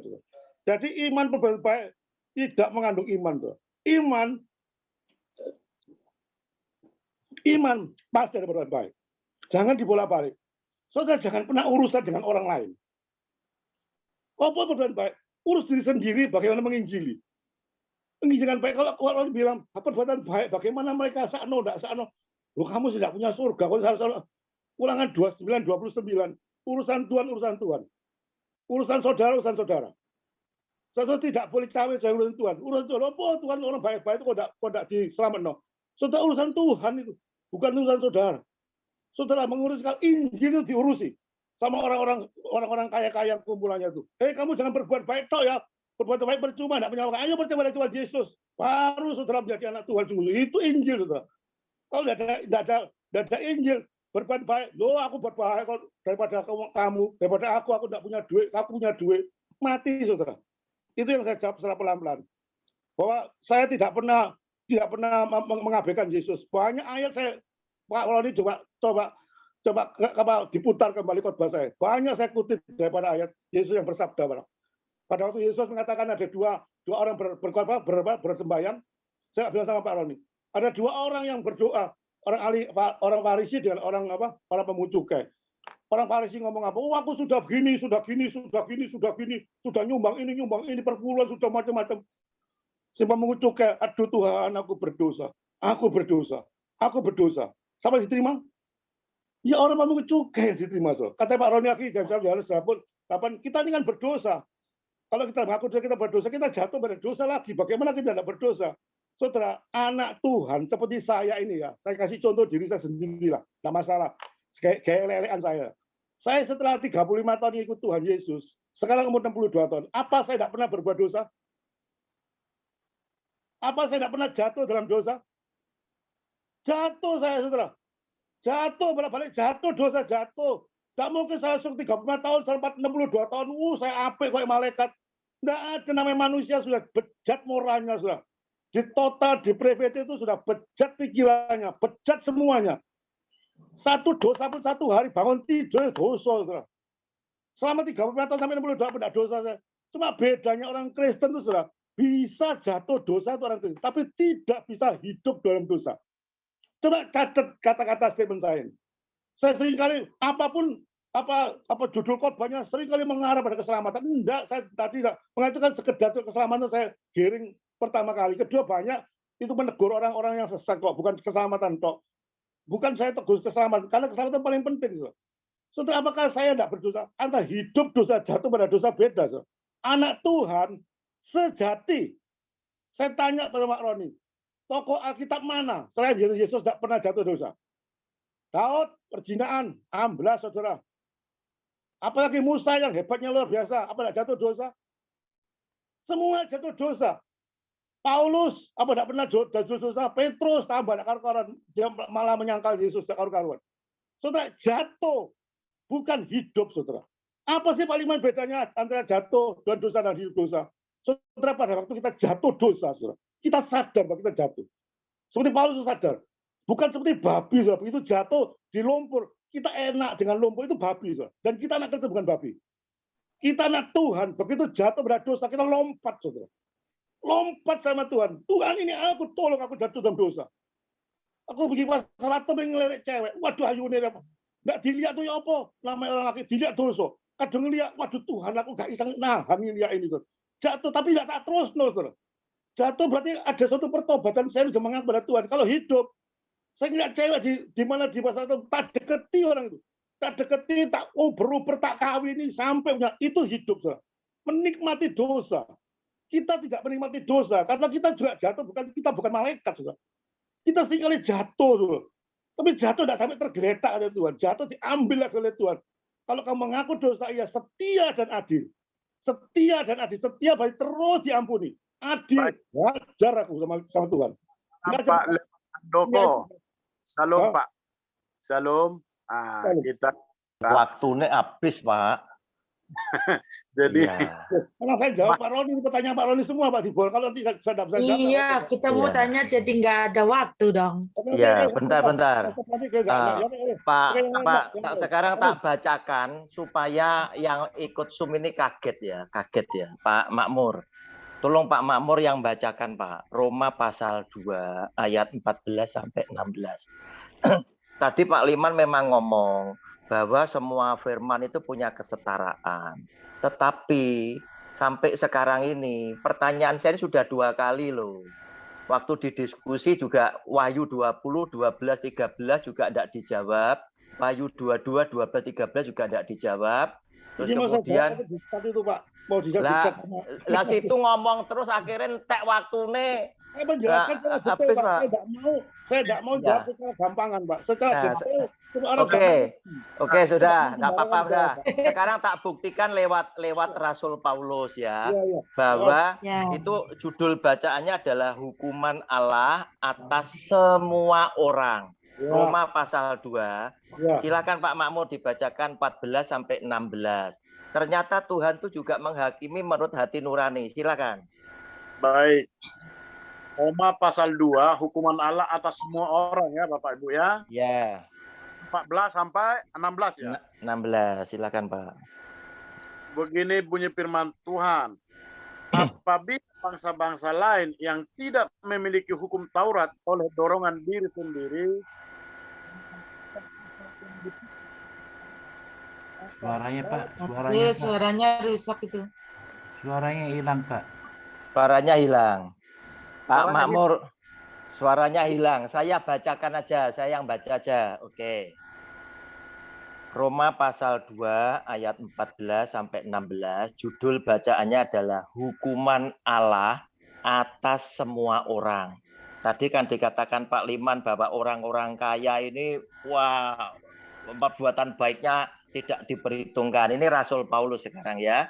Apabila bangsa-bangsa lain yang tidak memiliki hukum Taurat oleh dorongan diri sendiri melakukan apa yang dituntut hukum Taurat, maka walaupun mereka tidak memiliki hukum Taurat, mereka menjadi hukum Taurat bagi diri mereka sendiri.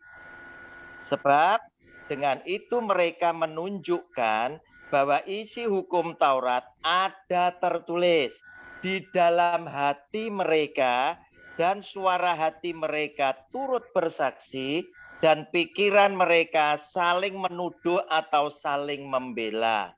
Hal itu akan nampak pada hari bila mana Allah sesuai dengan Injil yang kuberitakan akan menghakimi segala sesuatu yang tersembunyi dalam hati manusia oleh Kristus Yesus.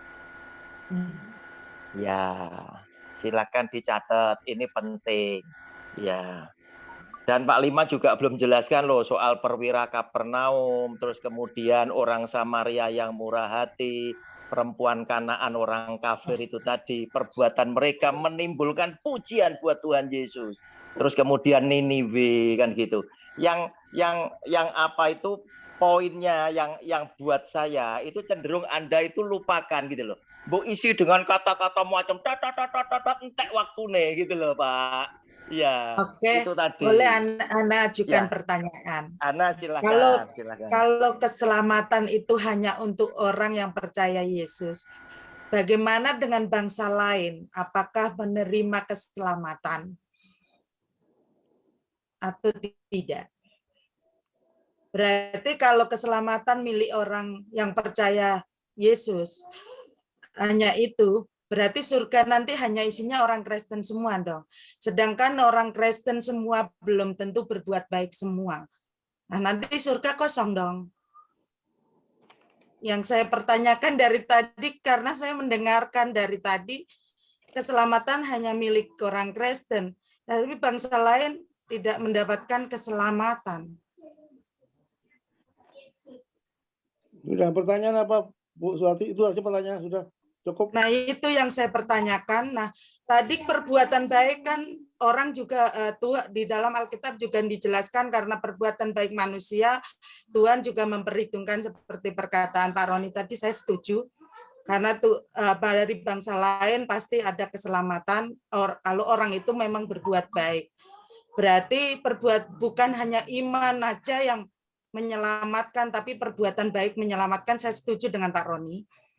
Karena yang saya tanyakan memang ini buat Pak Liman juga saya tanya benar-benar dari tadi saya benar-benar mendengarnya agak kok kenapa hanya orang Kristen yang punya keselamatan ya. Jadi bangsa lain apa enggak? Nanti surga apa enggak isinya cuma sedikit. Gitu yang jadi dalam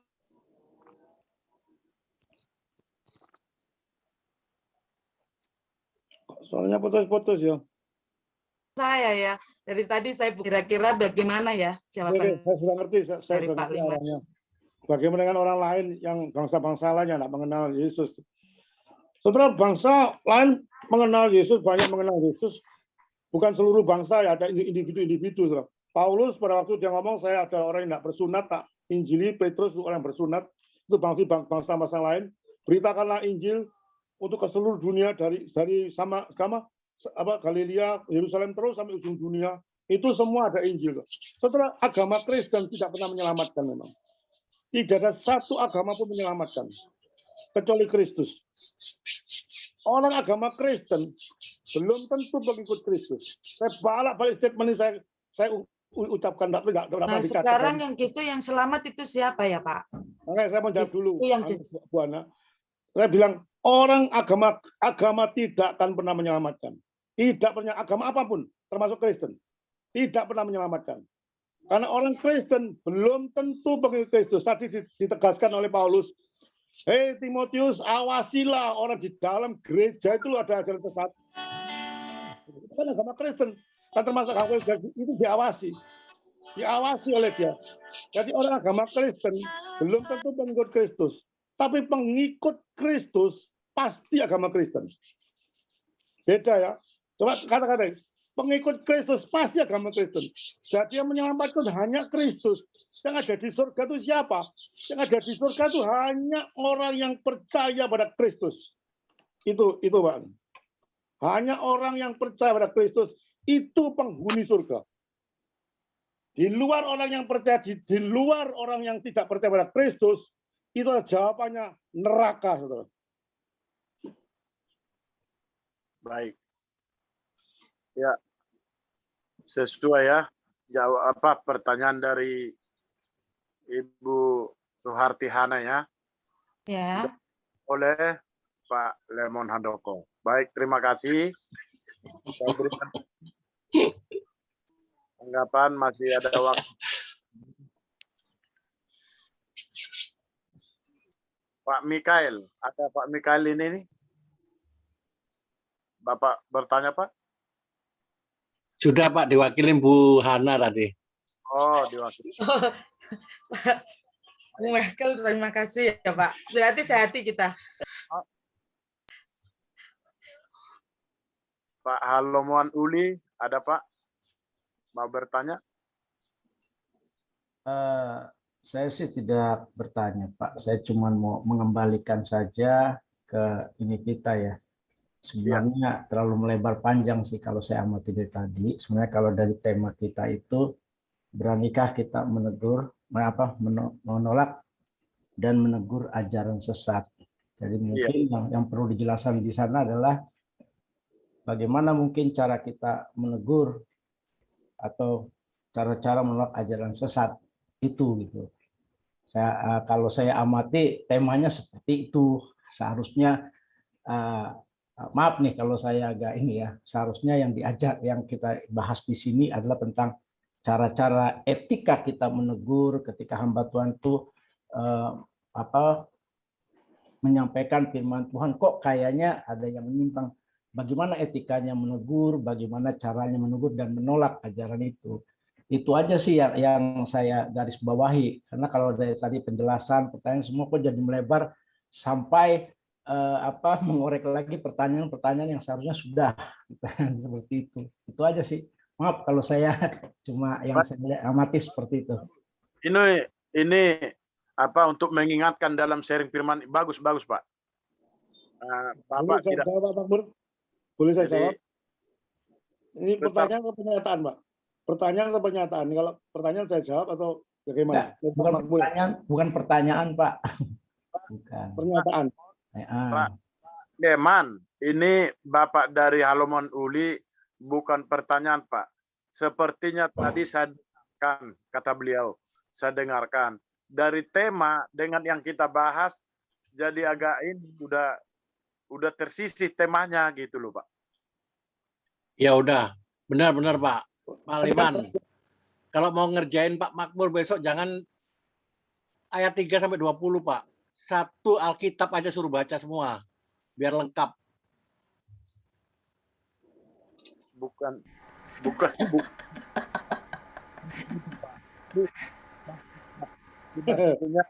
Enggak apa-apa. Di persaudara kita satu iman, satu tubuh Kristus. Saya sudah siap dan saya sudah ready. Mau diapain? Yang jelas kita pada malam hari ini sharing firman, walaupun agak sudah lari dari tema, tapi nggak apa-apa. Ini tidak ada suatu kebetulan. Jadi ada pencerahan untuk jemaat yang hadir pada malam hari ini, ya toh, dan ada tokoh ya di dalam Alkitab yang tadi kita sharingkan ya. Jadi Bapak Ibu yang terkasih, malam hari ini walaupun ada perbedaan pendapat, tapi bukan suatu berdebat. Bapak Ibu hanya sharing firman. Ya. Baik, yang mau bertanya lagi atau kata-kata dari Ibu Pendeta Pirisina Susilawati. Ada Ibu? Seru juga sih dengerinnya. Cuma kita lebih baik agak tertib sedikit, temanya apa, yang mau dibahas apa, supaya mungkin karena pertanyaan yang lalu-lalu bisa dijawab atau apa. Jadi kita sama-sama jadi gitu ya. Tapi kalau udah melebar kan akhirnya kita ya nggak mengikuti yang lama, kita jadi bingung malahan gitu ya. Itu saja. Tuhan memberkati, Pak. Terima kasih. Ibu Nurida Susilawati ya, dari Eko Purnomo. Silakan Pak bertanya, kesaksian ataupun apa yang mau di-sharingkan Pak Eko Purnomo yang dari Kalimantan. Oke Pak, baik Pak, terima kasih Pak untuk kesempatannya. Tapi memang tadi saya mengikuti, memang kita juga seperti yang disampaikan Bapak-bapak tadi dan juga ibu-ibu, memang kita udah agak jauh menyimpang Pak dari tema. Tetapi dalam hal ini juga untuk sebenarnya ini memang masih lanjutan dari apa namanya yang materi dari Pak Roni Sono kemarin ini Pak sebenarnya. Nah jadi saya pun kalau agak bertanya pun agak bingung juga Pak, karena memang susah juga kalau untuk bertanya. Mungkin hanya sekedar saran aja Pak. Kalau memang kita membahas ya untuk satu konteks ya, jangan kita melebar ke konteks yang lain gitu Pak. Mungkin itu aja Pak. Baik, terima kasih. Itu ada dari Ibu Nurmelina Munte. Ada Ibu? Silakan. Baik, puji Tuhan. Ya. Jadi Shalom. Shalom Bapak-bapak dan Ibu-ibu yang terkasih dalam nama Tuhan Yesus Kristus. Saya ingin mau ada pertanyaan sedikit mengenai bagaimana cara menegur hamba-hamba Tuhan yang telah ditahbiskan atau sudah diurapi dengan urapan imamat. Ya, selama ini saya sering mendengar atau mendengar pernyataan dari banyak teman-teman ataupun hamba-hamba Tuhan bahwa kita tidak berhak menegur hamba Tuhan yang telah diurapi dengan urapan imamat atau ditahbiskan dengan tahbisan imamat, karena mereka akan mempertanggungjawabkan segala perbuatan mereka kepada Tuhan. Nah, sedangkan pada malam hari ini tadi ada dinyatakan bahwa kita boleh menegur atau memberi saran kepada hamba-hamba Tuhan yang memang perbuatannya agak melenceng dari kebenaran firman Tuhan atau jalan-jalannya tidak sesuai dengan koridor firman Tuhan gitu. Jadi selama ini banyak di antara kita atau bahkan hamba-hamba Tuhan itu berpegang kepada firman Tuhan di saat Daud ingin di saat Daud ada kesempatan untuk membunuh Raja Saul di dalam gua ya. Jadi di situ ada pernyataan saya tidak berhak, intinya seperti itu, saya tidak berhak menyentuh hambanya yang telah diurapi. Jadi itu banyak pernyataan-pernyataan yang dipegang oleh kita selama ini. Jadi yang jadi pertanyaan saya, apakah kalau kita menegur atau mengingatkan hamba Tuhan yang sudah diurapi dengan urapan imamat tadi, kita akan berdosa dan banyak selama ini, dan itu jadi pertanyaan selama ini yang jadi pertanyaan besar buat saya, kenapa kita sebagai umat biasa, jemaat biasa tidak berhak menegur atau mengingatkan hamba-hamba Tuhan tersebut, sedangkan itu untuk kebaikan mereka. Jadi saya mau bersyukur bisa berada di di grup ini. Jadi yang ada kesempatan untuk saya memperoleh pengetahuan yang lebih luas lagi karena ada kesempatan kita bertanya dan men-sharingkan. Terima kasih. Tuhan Yesus memberkati kita semua. Terima kasih. Jadi ini pertanyaan Pak Mamur bisa dijawab ya? Pertanyaan ya. Sebentar Pak. Ya. Tema malam hari ini adalah beranikah kita menolak dan menegur ajaran sesat? Itu temanya Bapak Ibu. Ya. Baik, silakan Pak Leman. Pertanyaan ya, Ibu. Jadi Pak Ibu Samad bilang, ya, oke langsung Pak ya. Tadi Ibu Satik bilang, bolehkah kita menegur hamba Tuhan yang diurapi imamat gitu istilahnya Pak ya? Kita sebagai bagaimana cara menegur? Saya dari permulaan khotbah Pak, memang judul saya kan gini Pak, beranikah kita menolak dan menegur yang sesat? Sebagai pendahuluan coba Pak Makmur tadi perhatikan, kalau saya beda menegur orang yang punya jalan sesat dengan orang yang jatuh dalam etika Pak. Tapi dalam khotbah-khotbah saya pertengahan saya bilang kita menegur dengan kasih Pak. Orang benar tuh harus dengan kasih. Betul. Kan saya balik bilang kita negur dengan kasih. Bukan berarti kita berbicara keras gini bukan berarti kasih Pak. Orang ada bicara kalem-kalem tapi tidak ada kasih juga ada Pak. Dengan kasih itu berarti kita mengharapkan orang itu bertobat gitu loh. Itu maksud saya tidak ada tendensi untuk benci. Memang model saya gini ngomongnya gini bukan berarti benci sama. Memang gayanya gini bukan menegur sembarangan menegur Pak. Tidak mungkin saya tegur kamu gini-gini, tidak ada aturannya Pak. Itu tadi dikatakan dengan kasih, dengan iman yang tulus, dengan hati murni. Karena pertanyaannya tadi, bolehkah hamba Tuhan yang diurapi oleh Tuhan ditegur? Saudara, kalau hamba Tuhan diurapi pasti ajarannya benar. Belum tentu orang kalau hamba Tuhan yang diurapi ajarannya tidak karu-karuan, ya tidak mungkin didiamkan. Seperti Paulus menugaskan Timotius. Timotius itu orang apa? Seorang junior, sangat muda dia. Dikatakan aku tidak pandai bicara loh kata Timotius. Ditugaskan oleh Paulus, nggak apa-apa, tegur pada Hermunius, pada Alexander yang ikut aku sudah banyak itu. Berarti bukan tegur itu bukan berarti marah, bukan berarti benci. Nah kalau tegur dengan benci itu menghakimi Pak. Tegur dengan suatu tangisan, dengan suatu jeritan, tobato kamu itu gitu. Berarti tidak ada salah nih orang awam biasa menegur pendeta. Dipikir pendeta yang sudah S3, S5 itu tidak ada salahnya. Kalau ada salahnya kita tegur. Kalau dia punya suatu ajaran-ajaran yang hebat, baik, kita hormati sebagai hamba Tuhan. Tidak boleh kita mencela. Tapi kalau dia punya suatu kesalahan dalam, saya bilang kesalahan yang fatal, aku bilang gitu. Bukan yang lain-lain, Pak. Saya tidak pernah menegur hamba Tuhan yang saya tidak setuju perpuluhan, saya setuju baptisan. Tidak pernah saya 1, 2 kali, 3 kali saya tegur ya sudah. Tapi kalau sudah dasarnya keselamatan, sebisa mungkin ketemu orang itu saya tegur. Sebisa mungkin ketemu orang itu saya bilang. Si teman saya sampai dia tidak mau apa-apa ya sudah. Gitu loh. Saya semaksud karena emannya saya itu, kamu itu tidak ngerti.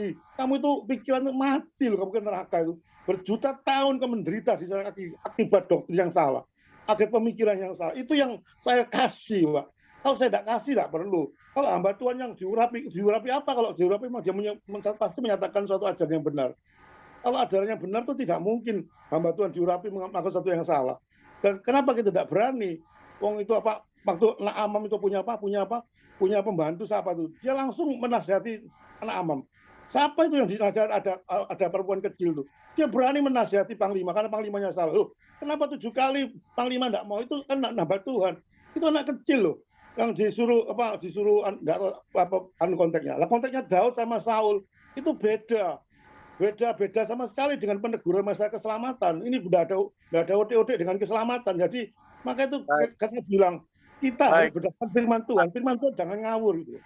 Ini konteksnya Pak. Saya bicara. Terima kasih Pak. Jadi Pak, sebenarnya pertanyaan ada yang sangat sederhana sebenarnya. Ibu itu berpikir, maaf Ibu Nur Melina Munte, Ibu pendeta apa hanya jemaat biasa Ibu? Saya jemaat biasa Pak. Ibu ini hanya bertanya, kalau pendeta itu kan sudah ditabiskan, sudah diurapi pengertian daripada jemaat Pak. Jadi beranikah? Apakah itu masuk bagi saya? Kira-kira seperti itu tadi Pak. Jadi kalau Pak Leman, Pak Roni, saya, Pak Mikael, Pak Uli, mungkin beda konteksnya kalau kita menegur bersama sejawat kita Pak. Jadi ini dari jemaat. Jadi kalau dari jemaat itu Pak, sangat sederhana saja. Iya Pak, itu tadi pertanyaan itu. Bagaimana saya seorang jemaat menegur pendeta saya? Nah, saya tahu ada kesalahan. Bagaimana Pak? Itu dia Pak. Jadi bukan masalah kasar atau halusnya. Memang kalau kasar, artinya lembut. Ya, nanti yang minggu akan datang Pak Leman lagi supaya ini berkesinambungan terus. Karena ini mengundang semua orang sudah tambah paham tentang firman Tuhan Pak. Jadi pertanyaan dari Ibu tadi hanya sangat sederhana mungkin. Sangat. Jadi penjabaran daripada Pak Lemon itu untuk saya Pak, bukan untuk jemaat sebenarnya tadi. Ya Pak ya. Ya, terima kasih Pak. Terima kasih. Minggu depan Pak Lemon lagi tetap di jam yang sama ya Pak ya, dan tema boleh dibedakan. Dan begitu juga Pak Roni, besok tiba saatnya Pak Roni ya Bapak Ibu. Jadi semua kita jemaat yang hadir di Zoom pada malam hari ini, mari kita fokus. Belajar lagi kita. Sesering mungkin baca firman Tuhan. Supaya wawasan kita tentang Alkitab, tentang firman Tuhan, jangan seperti yang tema, beranikah kita menegur ataukah kita ikut tersesat. Ya, Bapak Ibu ya. Jadi kita belajar firman Tuhan, berdoa. Jadi apa yang barusan Bapak Ibu dengar, yang diutarakan Pak Leman Handoko dan yang diutarakan Pak Roni, ini adalah membangun iman pribadi lepas pribadi kita Bapak Ibu. Jadi ini tidak ada yang namanya perdebatan. Ini adalah sharing firman. Ya, Bapak Ibu. Jadi malam hari ini dengan waktu yang begitu panjang ya. Padahal sebenarnya minggu-minggu yang akan datang termasuk untuk Pak Roni, untuk Pak Leman, untuk Pak Mikael, minggu-minggu yang akan datang kalau ada pertanyaan perlu nanti saya dikasih kira-kira kuasa untuk bertanya. Yang bertanya itu jemaat ataukah pendeta. Supaya bisa sederhana menjawab jemaat, bisa mendalam menjawab kalau sudah pendeta. Ya Bapak Ibu ya. Malam hari ini berhubung waktu sudah cukup. Pak Makmur, 1 menit aja Pak Makmur. Ya boleh. Mencapai 5. Ya, supaya Bu sampai tadi Nur Melina itu bisa tidur, Pak. Iya, dengan pertanyaan yang tidak terjawab tadi. Ya. Ibu silakan buka Matius pasal 18. Yesus Tuhan mengajar Ibu bagaimana Ibu menegur seseorang termasuk hamba Tuhan. Ibu catat Matius 18 ayat 15 sampai 17. Ayat 17 itu banyak pendeta se-Indonesia tidak mengajarkan. Ya. Matius 18 ayat 15 sampai 17. Saya bacakan ya Bu ya, judulnya tentang menasehati sesama saudara dari mulut Tuhan Yesus sendiri, ya. Ayat 17 biasanya tidak diajarkan. Apabila saudaramu berbuat dosa, tegurlah dia di bawah 4 mata. Jika ia mendengarkan nasihatmu, engkau telah mendapatkannya kembali. Supaya aibnya tidak kemana-mana, ibu ketemu 4 mata. Ya, itu kalau bertobat. Kalau tidak bertobat bagaimana? Ayat 16. Ibu harus bawa 2-3 orang saksi supaya dia tidak bisa mengelak. Kalau bertobat, selesai. Tapi kalau tidak bertobat gimana? 17 oleh banyak pendeta itu ditutup. Nah, ibu harus buka ayat 17. Jika ia tidak mau mendengarkan mereka, sampaikanlah soalnya kepada jemaat. Boleh diflorkan kepada jemaat, tegur dengan keras. Walaupun itu pendeta yang diurapi. Sebab apa? Boleh dia diurapi, tetapi ketika dia tidak setia, roh Allah sudah mundur daripadanya. Seperti Saul. Betul. Amin. Sudah Bu? Sudah bisa tidur? Amin. Sudah, Pak? Silakan. Terima kasih Pak, sudah terjawab. Kenapa saya pertanyakan tadi pertanyaan yang demikian? Karena selama ini saya sering mendengar bahkan dari hamba Tuhan yang berdiri di mimbar ada pernyataan seperti yang tadi saya bilang bahwa kita sebagai jemaat biasa tidak ada hak menegur seorang hamba Tuhan yang telah diurapi karena itu adalah urusan Tuhan dengan dia. Ya selalu mereka pakai firman Tuhan antara Daud dan Saul gitu. Ya, lupa saya di Oke. Terima kasih banyak Bapak. Terima kasih Bu. Karena tadi pendeta yang ngomong Bu, saya kasih 1 ayat lagi Bu. Catat lagi Bu ya. 1 ayat lagi ya. Ya biar baik, pendetanya Pak, KO ya. 1 Timotius pasal 5. 1 Timotius pasal 5 ayat 20. Ini keluar dari mulut Rasul Paulus, ya. Mereka yang berbuat dosa hendaklah kau tegur di depan semua orang agar yang lain itu pun takut. Dicatat, Bu. Ya. Amin. Ya. Oke ya, terima kasih ya. Sampai ketemu lagi. Ya, Pak, terima kasih. Besok datang, Bu. Besok harus datang. Amin, pasti Pak, pasti. Oke, terima kasih. Melana siapa? Oke. Loh, Bu Hana harus dong. Bu Hana harus. Kalau minggu yang lalu mohon maaf karena memang ada ibadah ya, yang lebih katanya sinyalnya enggak ada. Enggak apa-apa, besok ajak teman-teman. Mbak Mawar, ada sinyal mau masuk nggak bisa sama sekali. Oke. Iya Pak Roni. Pak Liman juga besok harus datang Pak Liman.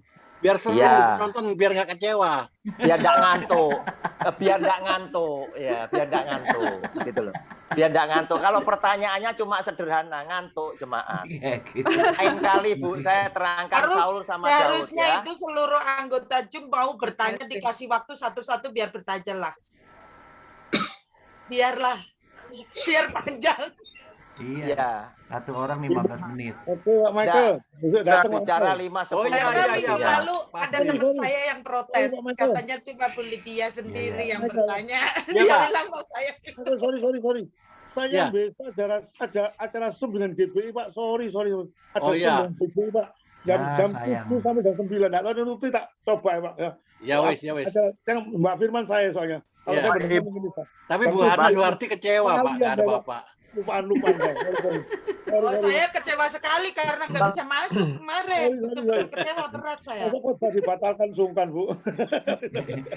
Beli kotak yang bagus dong, Bu. Tolong kita semua supaya kita tutup dulu dengan doa, ya Bapak Ibu. Nanti selesai kita ibadah ini boleh berbincang-bincang. Hostnya tidak langsung atau Zoom-nya tidak langsung ditutup ya, supaya ada di malam hari ini karena kita sudah selesai sharing firman Tuhan. Saya persilakan kepada Pak Lemon, firman yang ditaburkan Bapak, silakan tutup Pak dengan doa firmannya, baru nanti masuk doa syafaat ya, dan doa penutup, doa berkat. Silakan Pak, firmannya ditutup dengan doa Pak Lemon. Doa syafaat bukan saya Pak ya? Bukan ya? Bapak. Saya cuma doa firman aja Pak ya? Iya. Iya, saja. Oke. Mari kita berdoa untuk firman Tuhan. hostnya mati soalnya. Bapak di surga, terima kasih dan puji syukur. Hamba sudah bisa memberitakan kebenaran firman Tuhan. Hamba terus berdoa ya Tuhan, menangisi jiwa-jiwa yang belum mengenal Engkau. Ya dengan pemberitaan Injil yang serius ini Tuhan, supaya mereka betul-betul menerima Yesus Kristus sebagai Tuhan dan Juru Selamat satu-satunya.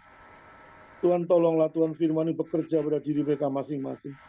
Supaya mereka betul-betul menjadi anak Tuhan yang mencintai Tuhan kesungguhan hati yang paling dalam. Mengerjakan arti keselamatan itu apa? Supaya betul-betul berguna untuk memuliakan nama Tuhan. Terima kasih Bapak. Berkatilah Zoom ini Tuhan, sehingga pengajaran-pengajaran yang sehat terus diberitakan di Zoom ini, sehingga membawa orang pada jalan yang benar dan hidup yang benar. Terima kasih Bapak. Di dalam nama Tuhan Yesus, kami berdoa dan mengucapkan syukur. Amin.